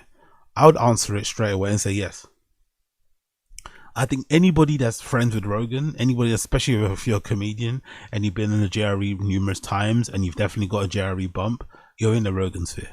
Especially these guys, because these guys were sucking off Rogan even when Luis J. Gomez wasn't Rogan's friend. When Luis J. Gomez was kind of like on the outskirts because he was, you know, taking a piss out of Brendan, and Joe needed to remind him who's fucking boss. He would always invite, you know, Big J and Dave Smith on the show. So I think that alone makes them ROGANSPHERE comics, because they could have easily just turned down that invitation until Luis J. Gomez was cool, but they didn't. They took it, and yeah, that makes them ROGANSPHERE comedians, in my personal opinion. I could be wrong though. Let's watch the clip. Me and Jay, obviously, so deep and fucking hardcore in the ROGANSPHERE at this point, guys. It's crazy at this point. It is pretty. Is the episode out? No. Nope. No, all right. It will be soon. Look, he might just ice it and never put it out. Nah, dude, he almost never does that. Nah, dude, he's so into what we said. It was great. We shouldn't announce it. What we don't do is we should. We like stop like doing the thing where you take like a picture of the wall or like a picture of the werewolf. Because it's just nothing to you now, huh? I don't care anymore, dude. It's whatever. It's not even. Been there, done. Big J. Okerson's nails are too small to paint like that. He's obviously way too old to be painting his nails anyway. That's just just to put that out there. He's way too old to be painting his nails. I don't think he's enough of a... Apart from telling jokes on stage, there's not really a lot of... I don't know. I think if you're an older dude and you're painting your nails, you kind of have to be a little bit of a... You kind of have to live a little bit of an unconventional life, you know? You kind of have to be a little bit of a renegade, a little bit punky. You know, you kind of have to have a good... There's guys that we all know in small towns, usually, who are like that, who've just lived that life. They've been about that life, you know, from the day they were born all the way until they're fucking old and grey. I just feel like Big J, does he play an instrument? Does he write music? Does he produce music? Does he make art? Does he make short movies? Does he take pictures? Is he into photography? No, he just tells jokes, no? I don't know much about him. Does he just tell jokes? Doesn't skate? Doesn't BMX? Inline? Is he into metal? I don't know if he is. I don't know. Just seems a bit odd. Like, how old are you? It's like, I don't know. That, huh? What is that? An original Jimi Hendrix guitar? Like even the guys in England, there's a whole scene of people that look like Big J in like Brighton and stuff, right? And they just you don't change because you're always going to be a kind of, you know, an emo goth kid, whatever. But you just grow up a little bit. So maybe you're not wearing beads and stuff all the time. You know, you can still be goth and emo, would just look like an adult. You don't have to look like a teenager, you know? I don't know. But I think that might be an American thing too. I think maybe you guys kind of hold on to that thing a little bit more. Maybe. I don't know. I feel like you just, I don't know. Maybe I'm reading too much into it. I don't give a fuck. Yeah, we went on, I think we did a great job. Hopefully you guys will see it eventually. But I feel like we're pretty deeply embedded in the Rogan sphere at this point. It's nuts. Yeah. I think like nucleus, probably. So what we who got pushed out? That's the real question. Well, we're going to find that out That's today. a great question. Do you think if Ari comes back, that's the end? Not for us, probably. Well, so what we decided to do was in classic Legion. Ari comes back. Where's Ari? Is he gone on a trip somewhere? They said about Ari's coming back. Where the fuck is Ari gone? Has he gone away? SKANKS fashion that we were going to rank the Rogan sphere. Okay. There's a lot of talk about the Rogan sphere, but no one knows exactly where everybody, stands. Obviously, there's inner and outer circles. Of course. Now, this is our patent pending sliding scale that you're. Bert Kreischer has to be right in there as well. Bert Kreischer's right in there. Brendan's right in there. Brian's in there. Tom's in there. We know he's going to be in there. Tom Papa's in there. Fucking, yeah, there's so many that are in. Aware of. Yeah, the Legion of Skanks sliding scale. I don't know if you guys have played sliding scale with us before, but this is our thing. Patent pending. Stella Rose, right? Stella Rose? Yeah. I just want to keep saying it loud so I remember to type it in later. If you guys use a sliding scale at home, get it in now, because as soon as we get that patent, it's all us. So we're going to pull up different comedians, and we're going to decide where they fall in the Rogan sphere. Further right, they're further in the Rogan sphere, and further left, they're down. They're not in the Rogan sphere. Completely out. Where's the line where you're not in the sphere anymore? Is that just at the end of the line? Yeah, G Mike, what do we think here? Let's see, pull it up again. Dayson's never going to admit anything, by the way. He definitely plays it Switzerland. He knows where his bread is buttered with Rogan. He's not going to say anything critical, I don't think. I'll be surprised if he does. Again, pull up the image. Well, I guess the thumb down would be out. Thumb down is out. Yeah, we could just line people up at out, and that could be like, okay, who's the most out? Put them first. Well, let's see. Let's see. They're going to pull somebody up, and we'll make a decision. We'll decide. Sure. All right. So who's the Louis J. Gomez and Big J. Okerson? You guys are first? Yeah. I mean, we're way in, dude. Well, I mean, we are like fucking. I mean, we're there. Yeah, like he was like, in. guys, kill an animal with me, and we were like, we got to do a show tonight. We would. Well, if it's between you guys and no one, I'm going to put you right now. Well, so in far, the yeah. sphere. Oh yeah, you're the first ones up there. You're the most in. Yeah, we're going to go in the most in. Yeah. Oh, look at we're just hanging out with Rogan. Look at us. Look at us. Yeah. He loves us. By the way, all three of his eyes love what we're doing there. I have a feeling though, and I don't want to. It's all downhill for you guys from here on out. What? Okay, all right. I'm just. Do you understand the connection we have with this guy? All right. I think Louis it's and like Jay are pretty spiritual in. and physical. Let's see. I may be wrong. Louis and Jay, between the two of you guys have been on the show a lot of times at this point. Fuck yeah, dude. Yeah, Let's see about the other people. If you count up all mine and Jay's times, we've been on exactly 1/5 of the amount of times Dave has been on. Guys, I mean, you decided to play this game. Who else do we have here? This is easy peasy, dude. We're about to find out we're dominating the sphere. Ooh. Damn, Ari's. All right, well- I think Ari's a little deeper in the sphere. No, but here's the thing. Ari runs from his sphere of responsibilities constantly, but going off radar. He's a member of Protect Our Parks, dude. He's He's so- so much more in than you Yeah, two. This is ridiculous. What are we all pretending here? We're going to debate whether But he's Ari gone. outraged. We're not playing a game He's anymore, gone, guys. though. That man's gone. That's a kind of. But I think Ari acts like he doesn't need Joe, you know? Ari treats Joe like a normal person. And I think Joe has a bit of a, I won't say a kink, but I think Joe likes that. That's why he probably really likes Shane, because Shane rips into him, Mark teases him. I think Rogan has a desire for people to just treat him like a regular person from time to time.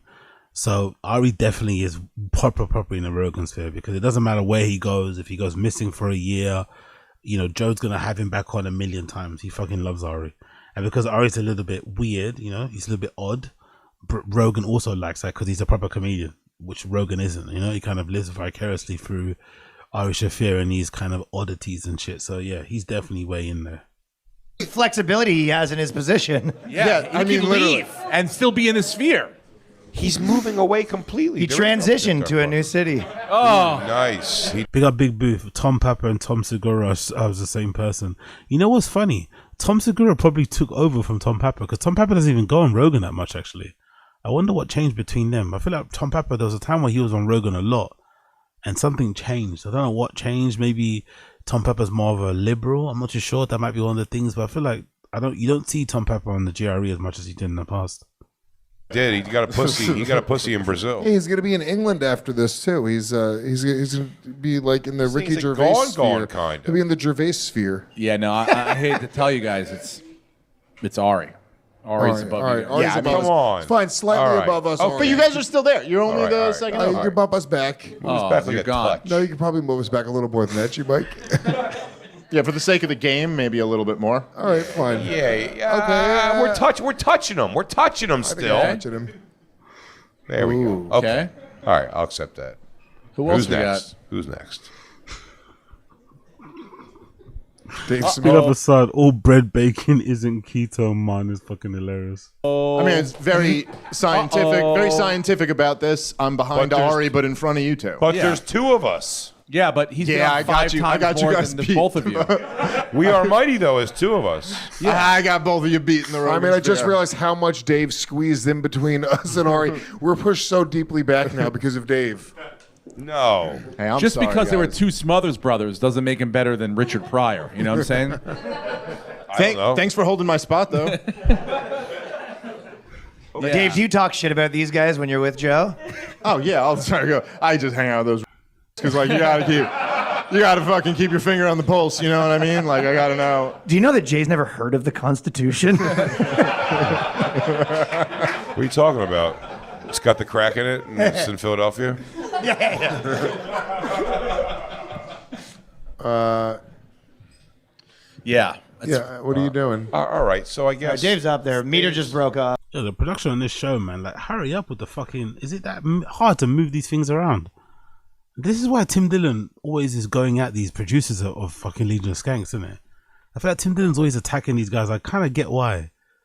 Like, is it really that difficult to move little squares around? Like, fucking hell, who's managing the board back there? All right, listen. Dave... It's close. ...covers my ear and... touches Ari's picture. I guess you No, I think Dave's very, very close to Ari in the Rogan sphere. Okay, all right. Okay, right there. Okay. No, I'm not going to say Ari is higher up in the Rogan sphere. Okay. Ari has been on. He's the ultimate. He was on the fucking Tom Burt and Ari episodes, and then he's on the Protector Parks, and he was Rogan's Part of guy every from back in the day. novelty. Yeah, he's the maximum level. I can't touch Ari, but like you guys, seriously, like shouldn't be touching me. Like, I'm just trying to be fair. We're playing a game here, guys. It's not about feelings. It's about I say the we're game. touching Like, Dave's tail a little bit. I mean, I think we're, that's crazy. I think we're He right still at Dave's flies neck. these guys' coach. We're right at Dave's neck where we're at. All right, you guys can hang out here for a little bit. Let's be honest, you're going to get knocked back in a second anyway. So just I'd enjoy say this stagger time that them. we all get to be together. This is kind of nice. Mike, yeah, I'd say stagger them. The pictures. Who we got next? Mm-hmm. Uh-oh. Hey guys, look, good news is we're all going to stay together. Yep. Because we're all We're all moving back together, Well, you and think that's Theo's cool. more in the Rogan sphere than Ari? No. No. He's more than me. That's why we're all moving together. He's Really? after Ari. Yes. After Ari, but ahead of me. I agree. But he's ran off and done his own thing. It doesn't rely on But his own thing Yeah, is but- taking over the universe. So But that- but where does that fall in the sphere? He is until you talk shit. It's still kind of. I'm going to stop this now because this is kind of boring. I'm not going to always be better than this. But it does always make me laugh that Brendan takes credit for Theo's success. You know, with a straight face. That still makes me laugh. That Brendan somehow thinks he has like, you know, he played a role in Theo's success. Like he was one of the most like. I don't even think there are people out there that are fans of Theo that know anything about King and the Sting. I don't think there are many current Theo fans that have any idea what King and the Sting is or was. So it's just really funny how Brendan thinks he's the one responsible for Theo's success. Like he's somehow this like great fucking spotter of talent and he empowered him, and it's like, brother. Let's relax. But yeah, I'm gonna move past this. Check this out yourself if you want to. That's the title of the video. You can check this out if you want to yourself. Ardently just skanks in the Rogan sphere. Cool. Let's move on. Let's do. What have we done? We've done quite a bit already. We've done admits. The Mormon tried to. Let's do a little bit of Akash Singh's wife. Let's see what's happening there. Is there anything new that I've kind of missed out on?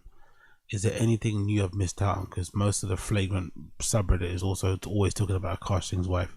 Okay, cool. New post. This was 2 to 3 years ago. What's this about? Men. That's abuse. That's toxic. Wait, so we say it's not abuse. It's toxic. You say it's toxic. Yeah. You gay.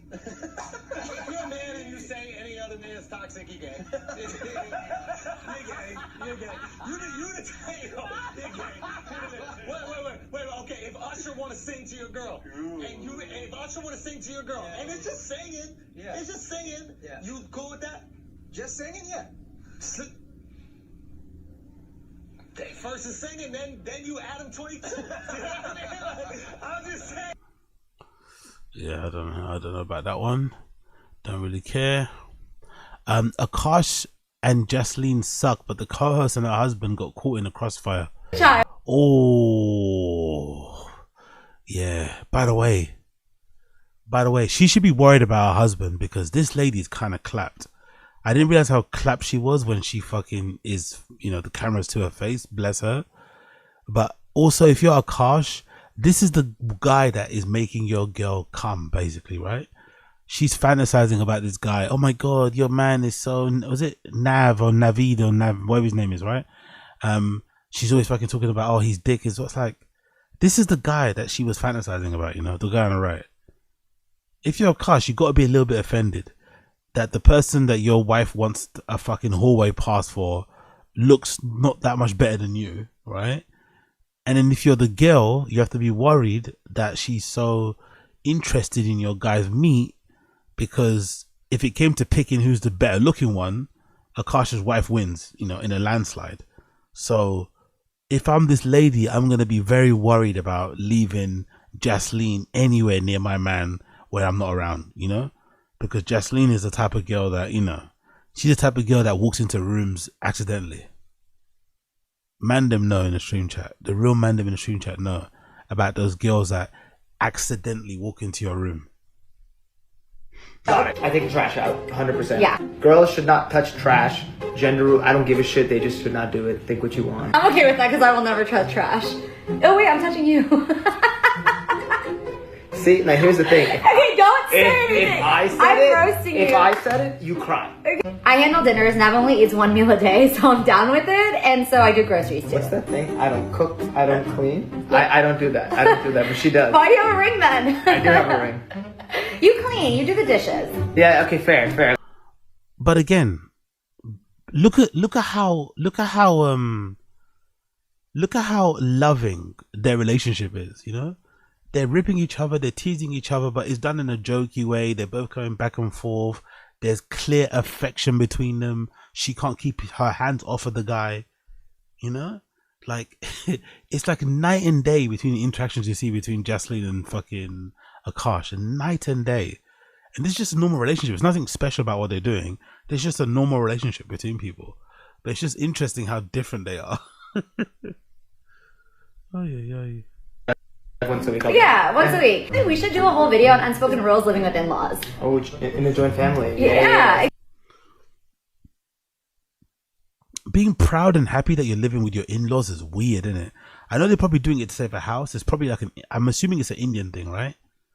Please forgive me if it's not, but I'm assuming it's an Indian thing to live at home with your in-laws to save money for a crib, or maybe wait for them to die so you can take over the crib. I don't know, but I find it strange, bro. I find it odd living, like, it was already strange when you were younger and you tried to bring girls back to your crib. That was already weird, right? I think it's even weirder when you're married and you're like living in your parents' house. It's like, maybe it's good when you have kids because, you know, your grandparents are right there, in-laws are right there, but it's odd. Exactly. That could be spicy. Okay, I handle all your crash outs. Yes, absolutely. Unspoken rules. And I handle your emotional side whenever that's out. Yeah. It comes out rarely, but I do that. Once in every 365 days. Birthdays are always a big deal. Speaking of, mine is around the corner. Birth month. Sorry. Birth month, thank you. You get me. I pay for everything. I bought you coffee the other day. We're sneaky. We're sneaky. And lastly, guys, if the girl doesn't work with your family or guys, I can't control that. You can slide in my DMs and I'll give you some advice on it. But like, find good people, find good partners, and make sure you vet them out. We should do a checklist. Oh, a video on check. Anyways, we're gonna make this a series. I think there's a lot of things. I could never. I don't know. I guess you have to be really in love or to be a specific type of personality. I can never imagine a scenario where I'm sitting in front of a camera, giggling and kikiing of a relationship. Like what? I don't love that much. Maybe I don't have that much love in my heart. Maybe that's the issue, but this seems so cringe. This advice. Oh my God, so we're brown and we're married and we live with our in-laws. Like, what? What the fuck is this? Bless them for doing it, by the way, right? I'm sure people that watch this get a lot of value from what they do because they are literally giving their own, you know, giving you their own experience or sharing their own experience with you. So maybe you can identify with it, see some similarities and things that you happen to you. But I could never picture myself doing this with anybody, let alone my wife. Like, from a relationship that we've learned now that we give advice to our friends and family, y'all. So if you have any questions, drop them below. Keep following us. Also, Nav is getting a lot more wanting to give advice on social media. So this is him coming I want to to social support media. my men out there. That's the big thing. Guys, if you need support, slide in my DMs, please. That's all. Bye. But they do love each other, you know. That's a normal loving relationship. That's just a normal loving relationship. Very different to what we see between Akash and Jaslyn. Very, very, very fucking different. So yeah. Actually, why can't you see me on the camera? Fucking odd here. What's happening? I'm in an odd place. Or maybe I should come this way. Is this side? Let's see. Yeah, I'm not really in. There we go. I'm not really in frame. Always my face is cut up. Anyway, let's continue. What else have we got here? One thing I will say that despite not being Akash or Jaslyn's side at all, I do not feel bad for Nav since people are also obliterating how he looks. Even though the guys making comments about him are fat or mid themselves. I understand the dude is not your type, but he's clearly in excellent shape, and I don't think it's bad to praise that. In the podcast episode, he's a sweatshirt, so you obviously can tell he's in good shape, but I think it's disingenuous. Akash is slightly older brother or whatever. This is so mean, isn't it? So I guess in the fallout of all the Akash and Jaslyn stuff, people are attacking this Nav guy for looking mid and stuff. Like, fucking hell, Jaslyn, man, how toxic can you be, bro? Now your friends who have nothing to do with what's going on are now caught in the crossfire. It's so unfair, isn't it? Anyway, In the podcast episode, he's in a sweatshirt. You can tell that he's in good shape, but I think it's just don't see Akash just slightly better looking on the brother. The RP guys will complain about how women think Johnson Momoa has a bad dad bod and have unrealistic standards for men, but then call Nav mid or say he's not attractive and his body face are unimpressive. I do think Jesseline hyped him up quite a bit, but people seem to be doing the opposite now, that they're completely tearing him down.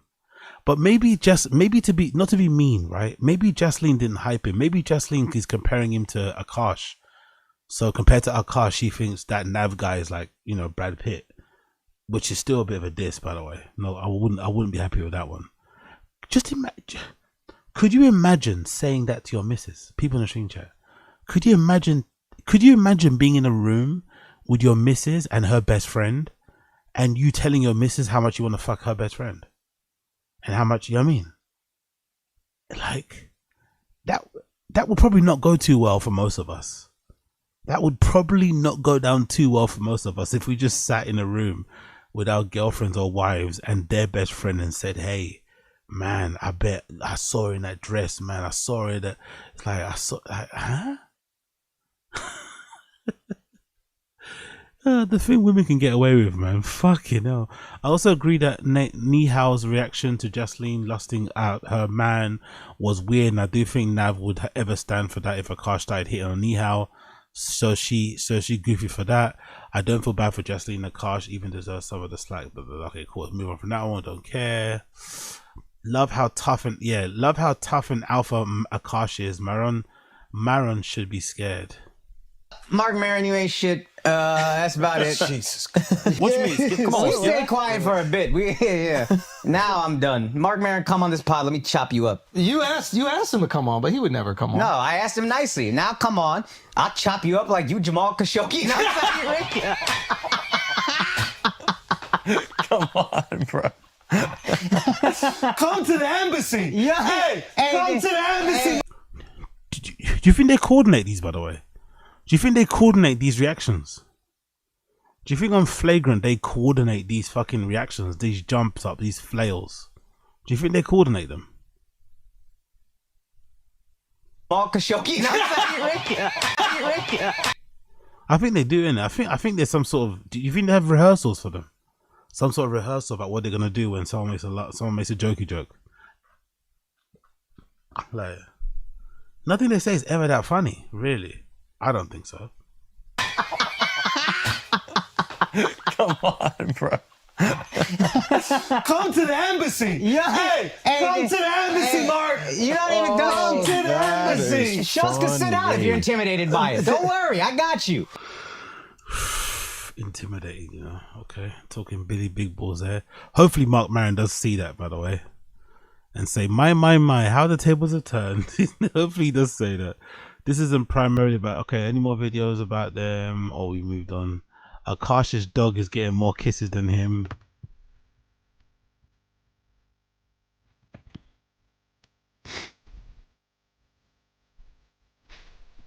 That's funny, by the way. That's really funny. Has she already cheated on Akash? And so, first of all, important question for you. If I cheated on Nav, would you still be my friend? Yeah. And I would never tell anyone. You would tell Akash. No, I wouldn't, because him and Nav have bro code. And so I would know better than to tell my man. And not only that, but if you said, oh, I'm at Jeseline's, I would be like, yeah, she was at my house. What the fuck are you talking about? Like, I am so ride or die that if you call me and you're like, you know that scene from The Town that's like, you have to come do this thing with me and you can't ask me about it later. And he's like, whose car are we taking? That would be me. You know what's funny? The girls who are saying they wouldn't be friends with their friend after are wild to me, because it's none of my business who my friend's cheating on. Like, whatever you want to do in your personal life is none of my business. Also, who are those kind of friends? None of my friends would ever do that. Yeah, also, like, sure, I'll be like, hey, I think cheating is wrong and you should tell him or do something. Like, sure, I'll be there. They would be like, oh, like, is everything okay? What's going on? And actually, my friends are like, really myself would be like, oh, he did what? He didn't ask you how your day was? Yeah, fuck him. Yeah, cheat on him right now. He fucking deserved it. You know what I mean? Wait, I had this discussion with my friends.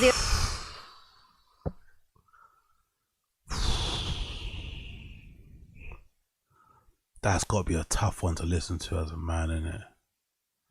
that's got to be a tough one to listen to, because the immediate feeling I get from that, she's got some experience. She's got some experience running cover for her friends, and she's got some experience having cover run for her, having cover run on her behalf. Oh.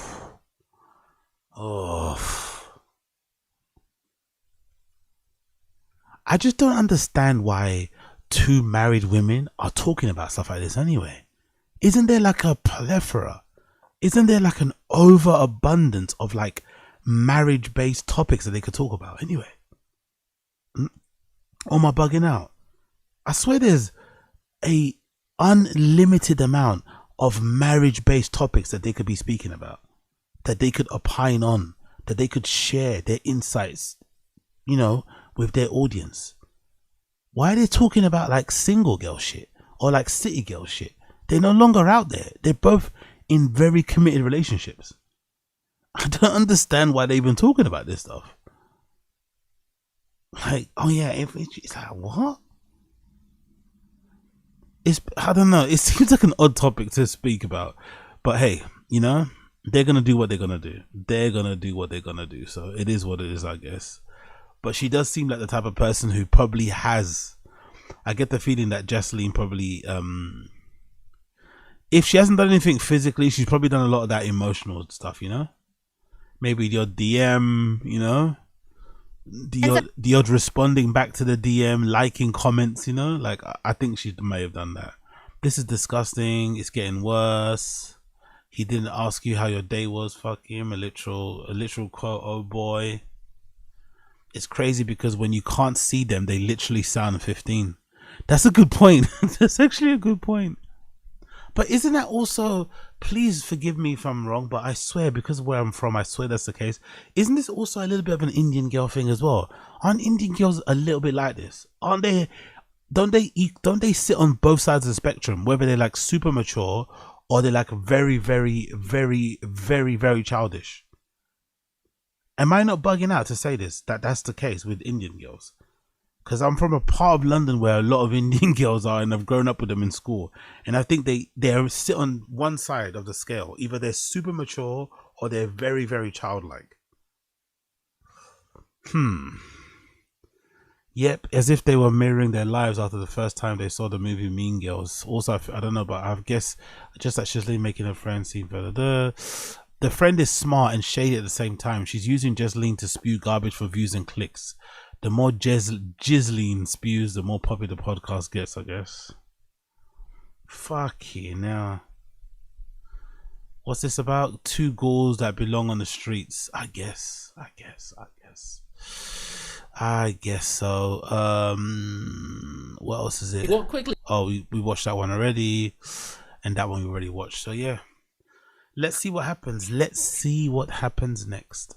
The one thing I do like, though, I'm not gonna lie, the one thing I kind of like, and this is something people don't really talk about, and I feel like this needs to be highlighted. Although Jesleen is doing a lot of fucked up shit, and you know, Akash is kind of letting her walk all over her. I'm not gonna lie. I kind of do like that they are not leaning into this or making videos about this whole thing. The whole Flagrant crew, Schultz included. I'm not gonna lie. I have to give these guys props for not using their boy as content fodder, because this is real life shit. For us, it's entertainment. I'm joking about it. We're joking about it. We're laughing about it. But this is their real lives, right? This is their real lives that they're going through. I kind of respect the fact that they're not using this as content fodder. They're not using this as a topic. Like, they're not going on camera and immediately speaking about it on their main pod. Yes, they made some stuff about it on the Patreon, but they're keeping it off the main pod for the most part. They're not really, generally, they're not rushing to comment. They're not rushing to get him back to comment on it either. They're kind of letting it play out. That I'm guessing they want the story to just die, right?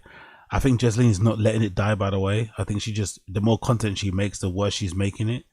But I do have to give them props for trying to protect their boy, trying to protect their boy by not having him come straight on the pod and comment on what's going on, because it probably would end in disaster. So yeah, I'm not mad at that. I ain't mad at that in the slightest. I swear to God, I ain't mad at that. But hey, what else can we do? What else can we do? Let's move on. Let's do. Oh, it's not really a lot of stuff today, isn't it? Let's do. We did quite a bit. Okay, cool. Let's do this. Megan Thee Stallion. Megan Thee Stallion wins her defamation lawsuit against the blogger Milagro GRAMZ. Most of you won't know what's going on here, but Megan Thee Stallion sued this blogger called Milagro GRAMZ, who I listen to. She's got a show called Mob Radio. Milagro GRAMZ was one of the first people that was calling out Megan Thee Stallion's account of what happened, or, you know, basically calling doubt on it and saying that she didn't believe that Megan Thee Stallion got shot in the foot, the whole Tory Lanez situation. But because Milagro GRAMZ is also from Texas, maybe even from the same place that Megan Thee Stallion's from, forgot, she had a lot of insider information about Megan that she would kind of relay back onto the pod and call her out for being a liar and a drunk and so it came with a bit more venom, you know, it came with a bit more whatever. But she was just one of the people that just didn't believe her story. And I guess Megan's had enough of this girl saying this stuff on her show, so she sued her for defamation and she won. You know, which is again is surprising because it's like just her opinion, really, isn't it? But I guess the jury found this blogger guilty of, I guess, you know, being mean to fucking Megan Thee Stallion. The one thing that I would say about this whole thing, because I think this was a big waste of time for Megan Thee Stallion. I don't think it's really going to do her any favors. Maybe personally, it's going to make her sleep at night better because she probably hated this lady, this blogger. But I just hope, my hope going forward, is that this lady can just put this whole shit behind her and just move on. Like trying to sue everybody that doesn't believe that you got shot is just a waste of time. The guy that allegedly shot you is in prison now. So that already should tell you, you know, whatever. The courts believed you, right? The courts believed you. Tory's in prison. So for the love of God,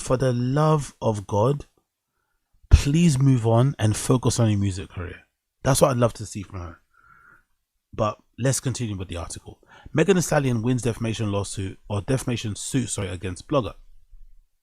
Miami federal jury sided with Megan Thee Stallion on Monday after it agreed that the blogger defamed and harassed the rapper, but limited damages to less than 6 figures. The federal panel of 5 men and 4 women came down in favor of Megan, the artist born Megan Pete, in her lawsuit against blogger Milagro GRAMZ. The suit was over material Cooper posted after R&B musician Tory Lanez shot Megan 5 years ago. Jurors initially awarded Megan $75,000, which U.S. District Judge Cecilia Altonga knocked down to $59,000. Come on. That's what I mean. Megan Thee Stallion did all of this, putting your life on pause, paying for lawyers just to get damages of $59,000. She probably paid more for lawyer fees. She won $59,000. This seems like a waste of time. She declined to answer any questions from reporters that left the court. Cooper didn't appear to particularly pleased or distressed by the findings.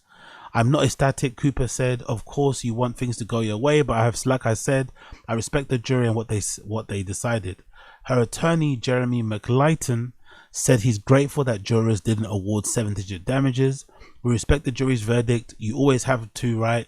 Whether we agree or not, we respect it. At the end of the day, it was not a complete win for any side. Megan accused Cooper of being a mouthpiece and a puppet and a paid surrogate of Lanez, who shot her in Los Angeles July 15th, 2020.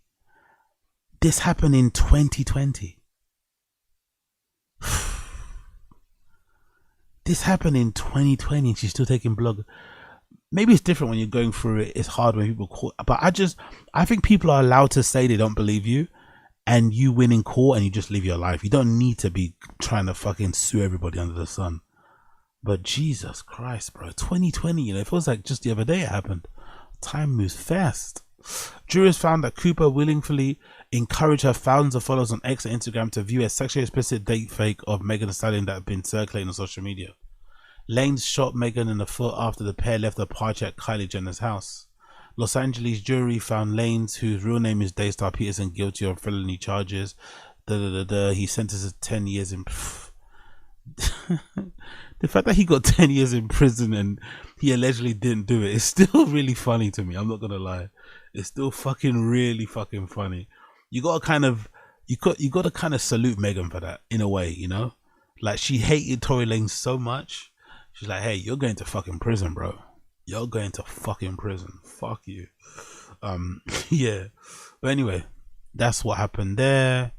There's some more. Let's see some more information regarding it. There's a lawsuit courtesy of Megan Cuniff.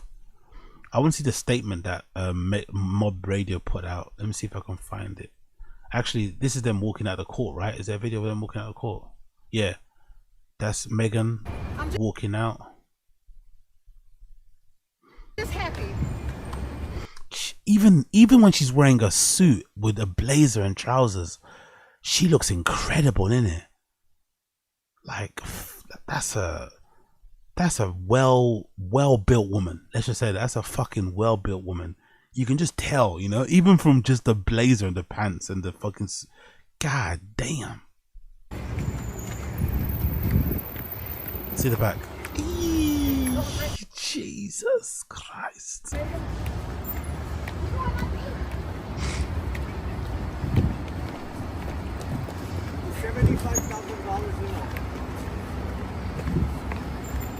That's a well-built lady.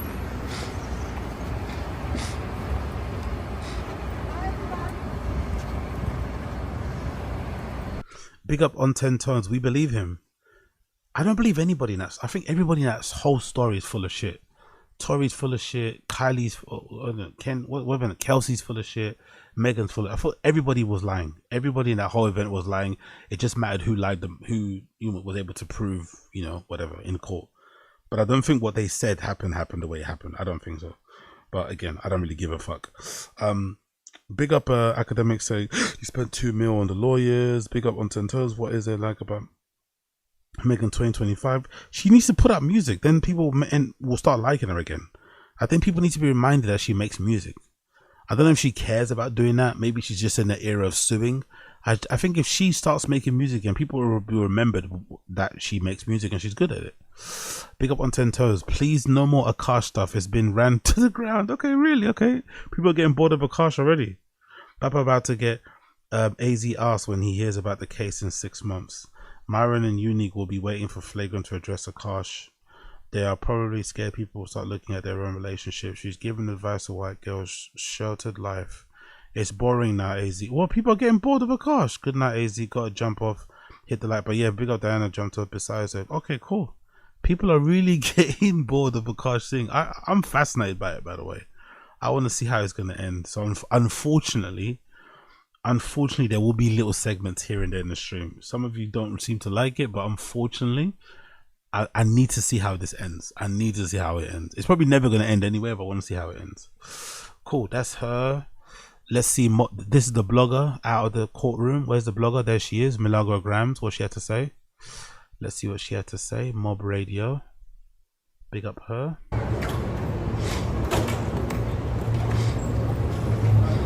Oh, bless her. She lost. Oh, I feel bad for her, man. How are you going to handle the financial aspect of all this? Because you testified you don't have any money.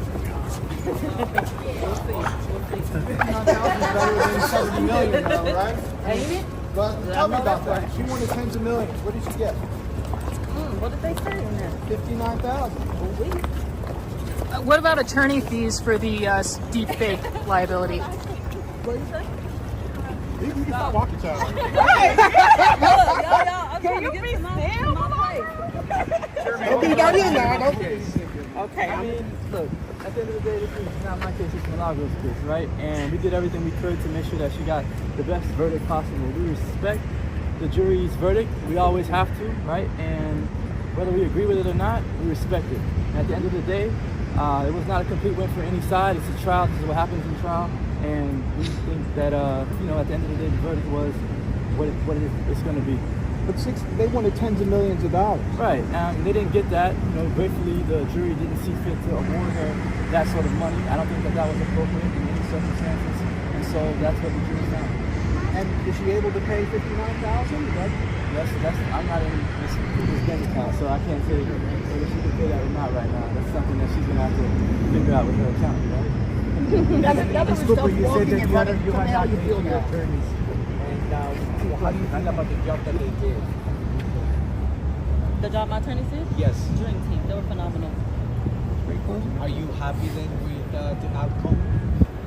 I'm not ecstatic. Of course, you want things to go your way, but like I said, I respect the jury and what they decided, and I think I made up pretty good. Any lessons learned next time you get on air? Yeah. So tune into the next show so y'all can see how I handle things moving forward, y'all. Okay? Is there any concern about having to pay attorney fees because you were found liable for the deepfake video? You said, am I concerned? Yeah. I'm just happy to be moving forward. You know, things will get handled. Like I said, it wasn't a multi-million-dollar verdict, so I think that's a blessing. God is good through and through, honestly. Do you have any regrets at all about just anything that happened over the last years? Anything that you said on the street or anything? I think it's important to stand up for what you believe in, and I'm happy for the people that support me and understand me and who along with my thought process. Can't hear much because there's not good audio. Apologies. This kind of sets, I don't know if this sets a good precedent. America's kind of similar to the UK. I thought you guys had a lot more freedom of speech over there, but it's kind of similar to the UK. I feel like this is a case that would have been, it could have ended up in the UK easily. A court like this could have easily happened in the UK, and this verdict would have also happened in the UK. I had a feeling that this blogger would have got away with it because of the freedom of speech thing. But I guess there are certain things you can't really say about people online. I don't know. It's an interesting precedent because at the crux of it, the crux of this issue is that this woman was a very vocal person that disagreed with the narrative that, you know, Megan had about Tory Lanez shooting her. Essentially, that's what the crux of it is. She was very bombastic, very I don't know. I guess vulgar maybe in how she described it, but she basically was never a believer that Megan Thee Stallion got shot by Tory Lanez. She was always maybe siding more on Tory Lanez side of things, that he got kind of framed and set up and blah blah blah, lied upon. But that's all it was. She just didn't believe Megan Thee Stallion. So to get sued and to lose because you don't believe somebody's account and you tell the internet you don't believe somebody's account, it's kind of fucked, you know, in a way. It's kind of fucked. Kind of fucked in a way, but maybe there's more to the story that I don't know. But big up Megan Thee Stallion. Let's see if she moves on with her career. What DJ Academics had to say? What's DJ Academics had to say about this issue? He said she spent $2 million on lawyer fees to win $60K. Megan might as well take the $2 million and bet it on stake. You had a better chance of making some bread. This sounds like hate though. This sounds like hate. You got to congratulate people, because if Mob Radio would have won, she would have been taking crazy about her. So this is just a bit of hate. This is unnecessary, really, to be honest. I wonder if she's going to come after him next. I wonder if Megan's going to come after him next. I want to put it in perspective. Another tweet here, he says Shorty, which is Megan, was asking for the court for 30 million for a blogger. They gave her us 59K. And she on the gram posing money bag signs. Nah, this shit comedy. You gotta go twerk for the rest of that. Talking about she spent $250 twice for 5-week therapy. Jesus Christ. I don't know. I don't know what's going on over there. I don't fucking know. I have no idea what's happening with those people, but hopefully they sort it out. Let's check out Ryan. I want to check out some other stuff on here. Anything I've missed? What's it? Steve Would Do It talks about his beef with Mr. Beast. Thing that I see online. Yeah, let me hear this. Steve Would Do It talks about his beef with Mr. Beast. I want to hear about this. And I was going to say, no. One thing that I see online that is like, yo, you don't give a fuck about helping people. Was like, Aiden Ross helps him raise like $14 million. And me and Aiden talk about this, bro. Like people that be raising money with Mr. Beast and be around Mr. Beast, they don't have anything good to say about Beast and his team. Bro, you talk to someone, and I challenge anybody in the world. You talk to somebody that knows me and the people around me, bro, they just say the best things ever. And that's just facts. But anyways, I'm going to say what happened real quick. Okay. Aiden just got done raising whatever, $10 million plus for Beast. And he got no credit. And Aiden asked, yo, like, would you ever like do this stream with me wherever? And then he's just kind of on his phone or whatever. He looks, he's like, well, yeah, if we're doing it for charity. It's like, whoa, dude, if I was Beast, again, I had these crazy accusations and won't it be interesting? Won't it be interesting, right? If Steve Will Do It plays a role in bringing down Mr. Beast somehow. Wouldn't that be the most surprising person ever to play a role in the dominoes falling against Mr. Beast? I doubt it, by the way, but would be really interesting if somehow Steve Will Do It is the reason why people start looking at Mr. Beast in a different light. Because he's really not letting up on this Mr. Beef anti thing he's got going on. Point of views is because I just put myself in his shoes. Okay, if you really care about this $40 million goal and helping people like drink water, like the dude that has just helped you raise 25% of that goal is asking you just for like a little favor, just be on his stream, and you're like, we need to raise more money. Like, you're a fucking robot, dude. Like that's just facts. And that's facts. That's my fucking opinion. And my opinion is it's facts. Okay. Like my opinion, the Detroit Lions are the most badass team in the NFL. That's facts. Like, who's gonna, like, you know what I'm saying? Like, there's no like fucking rule book about, like, that's my opinion, and I know, and I bet everything on it. Okay, but wait, let's talk. I don't know what to make of it. I don't know what to make of it. I really don't know what to make of it because I don't know. He does clearly help people, Mr. Beast. We've seen it. I don't necessarily have a problem with the fact that he does clearly also like the attention and the fame of things, right? And makes a lot of money from helping people. I think that the fact that you help people and you make money, I think shouldn't really matter, really. It'll be better if people just help people for the sake of it without having the cameras and the content and shit. But the fact that he's doing something is good enough for me. In a world where people don't do anything, right? I think it's good enough that he's doing something. But I'll be curious to know if there's something more sinister going on behind the scenes about him, you know? That's what I really want to know. Like, if there's something a bit darker behind the scenes going on in Mr. Beast, I'll be so fascinated to see if that ever does come out. But yeah, I don't know. This is probably just personality games and content games and all this malarkey going on behind the scenes. Power plays, I don't really know. Big up Beast's autoimmune disease will take him down before anything. Is crazy. Steve needs to lay off the snow. Yeah, money's on Akash going full circle, trying to be red pill. Yeah. Oh, user, you're talking about Akash. Yeah, that's a good roundup, by the way. I think user's talking about the Akash and Jasleen thing. All that to say, it is what it is. Yeah, true. Maybe that's why we probably should lay off the Akash and Jasleen stuff, because there's not much more to add really until there's more to add. And the stuff that we see now it is what it is. You know, it's just like, what can you do?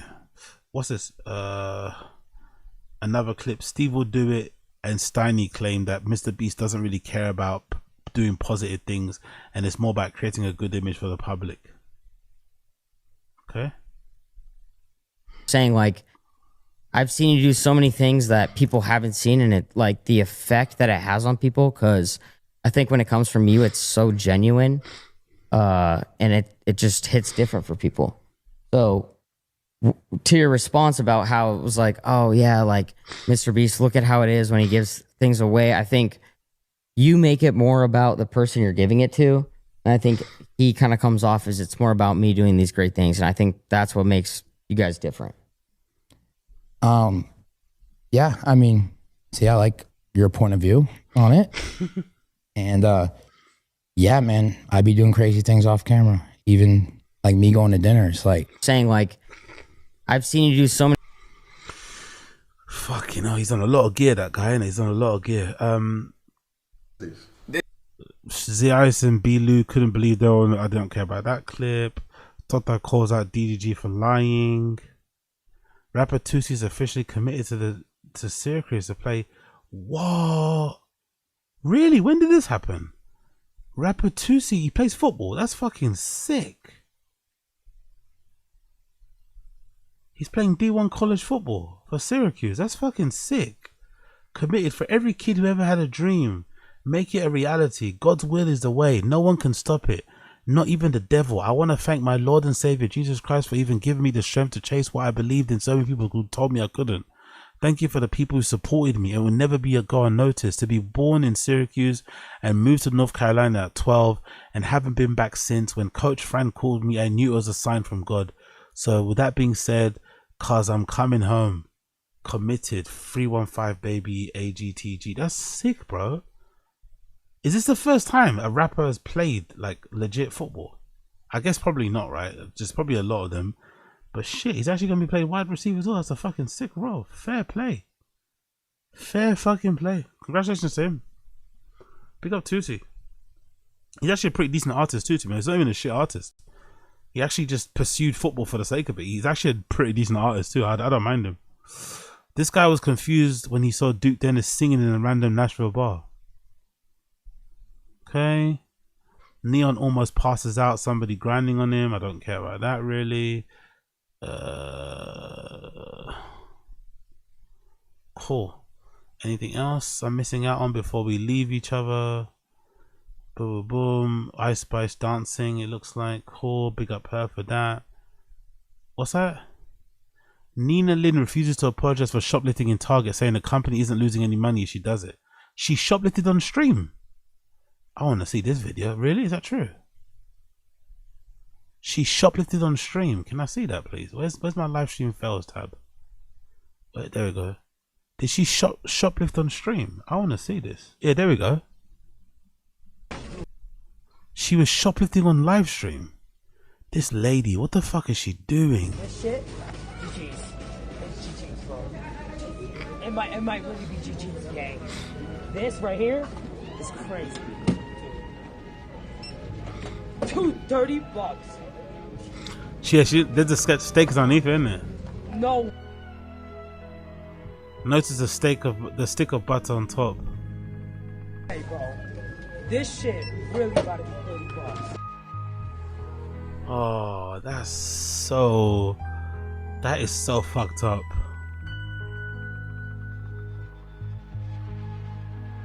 Really about to be $30. No way. What? Hey guys, sub up. We're too poor for this. We are way too poor for this. But I feel like you should only be doing this stuff when you're broke. I feel like if you have money, the karma's not worth it. It's not worth it, and it's really embarrassing too. I think if you're down bad and you have no money, you know, you got to do what you got to do to feed yourself and your family, innit? Like, I'm never gonna fucking look down on you or judge you or whatever. But I think if you got the money to afford things, you should pay for things. By and large, you should pay for things. And this lady's already a successful enough streamer. Like, what the fuck are you doing? Because imagine if you get caught and arrested. You know how embarrassing that is? It's already embarrassing anyway, shoplifting, right? As an adult, it's already embarrassing.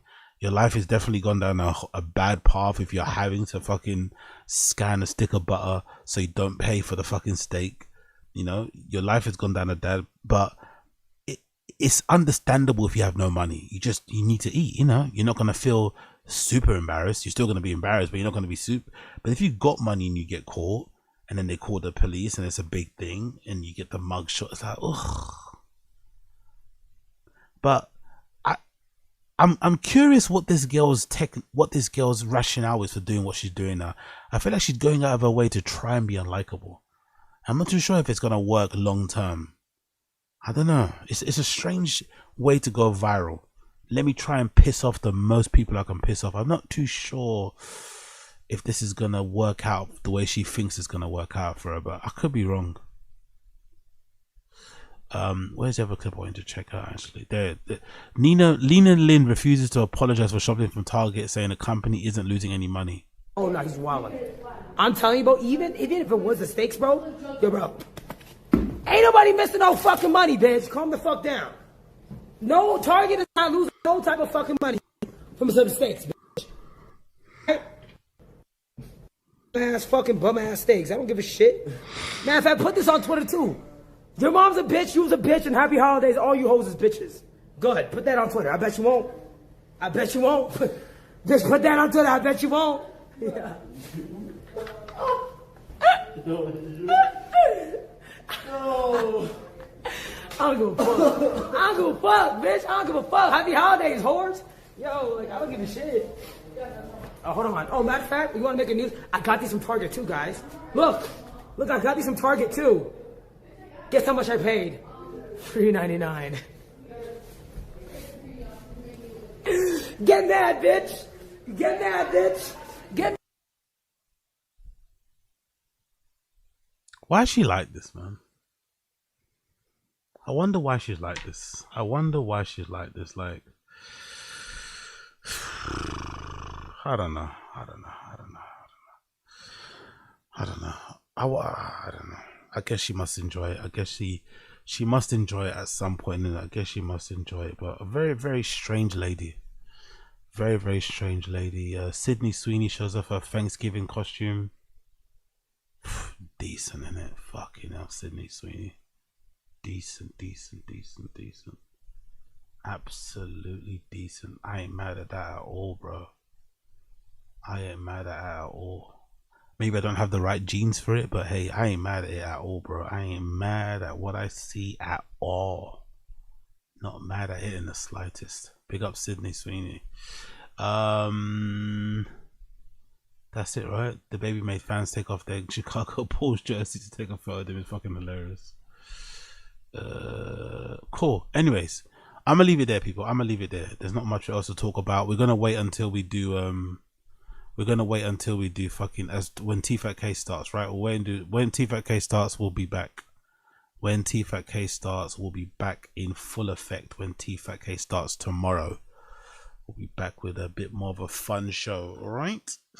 But yeah, big up everybody for tuning in. Appreciate you. Day number 2 of 20. Day number 2 of 20. Appreciate you all. Day number 2 of 20. Make sure you smash the like button, hit subscribe. Smash the like button, hit subscribe. Smash the like button, hit subscribe. We'll be here tomorrow again for day 3 of 20. So make sure you tune in. Probably a little bit earlier tomorrow, but thank you for tuning in right now. And I'll see all of you guys again tomorrow, yeah? I'll see all of you guys again tomorrow. Thank you for tuning in. I appreciate you all. Smash the like, hit subscribe. Don't be lame. Smash the like, hit subscribe. Don't be lame, of course, okay? Cool. Take care, people. Take care, people. Take care.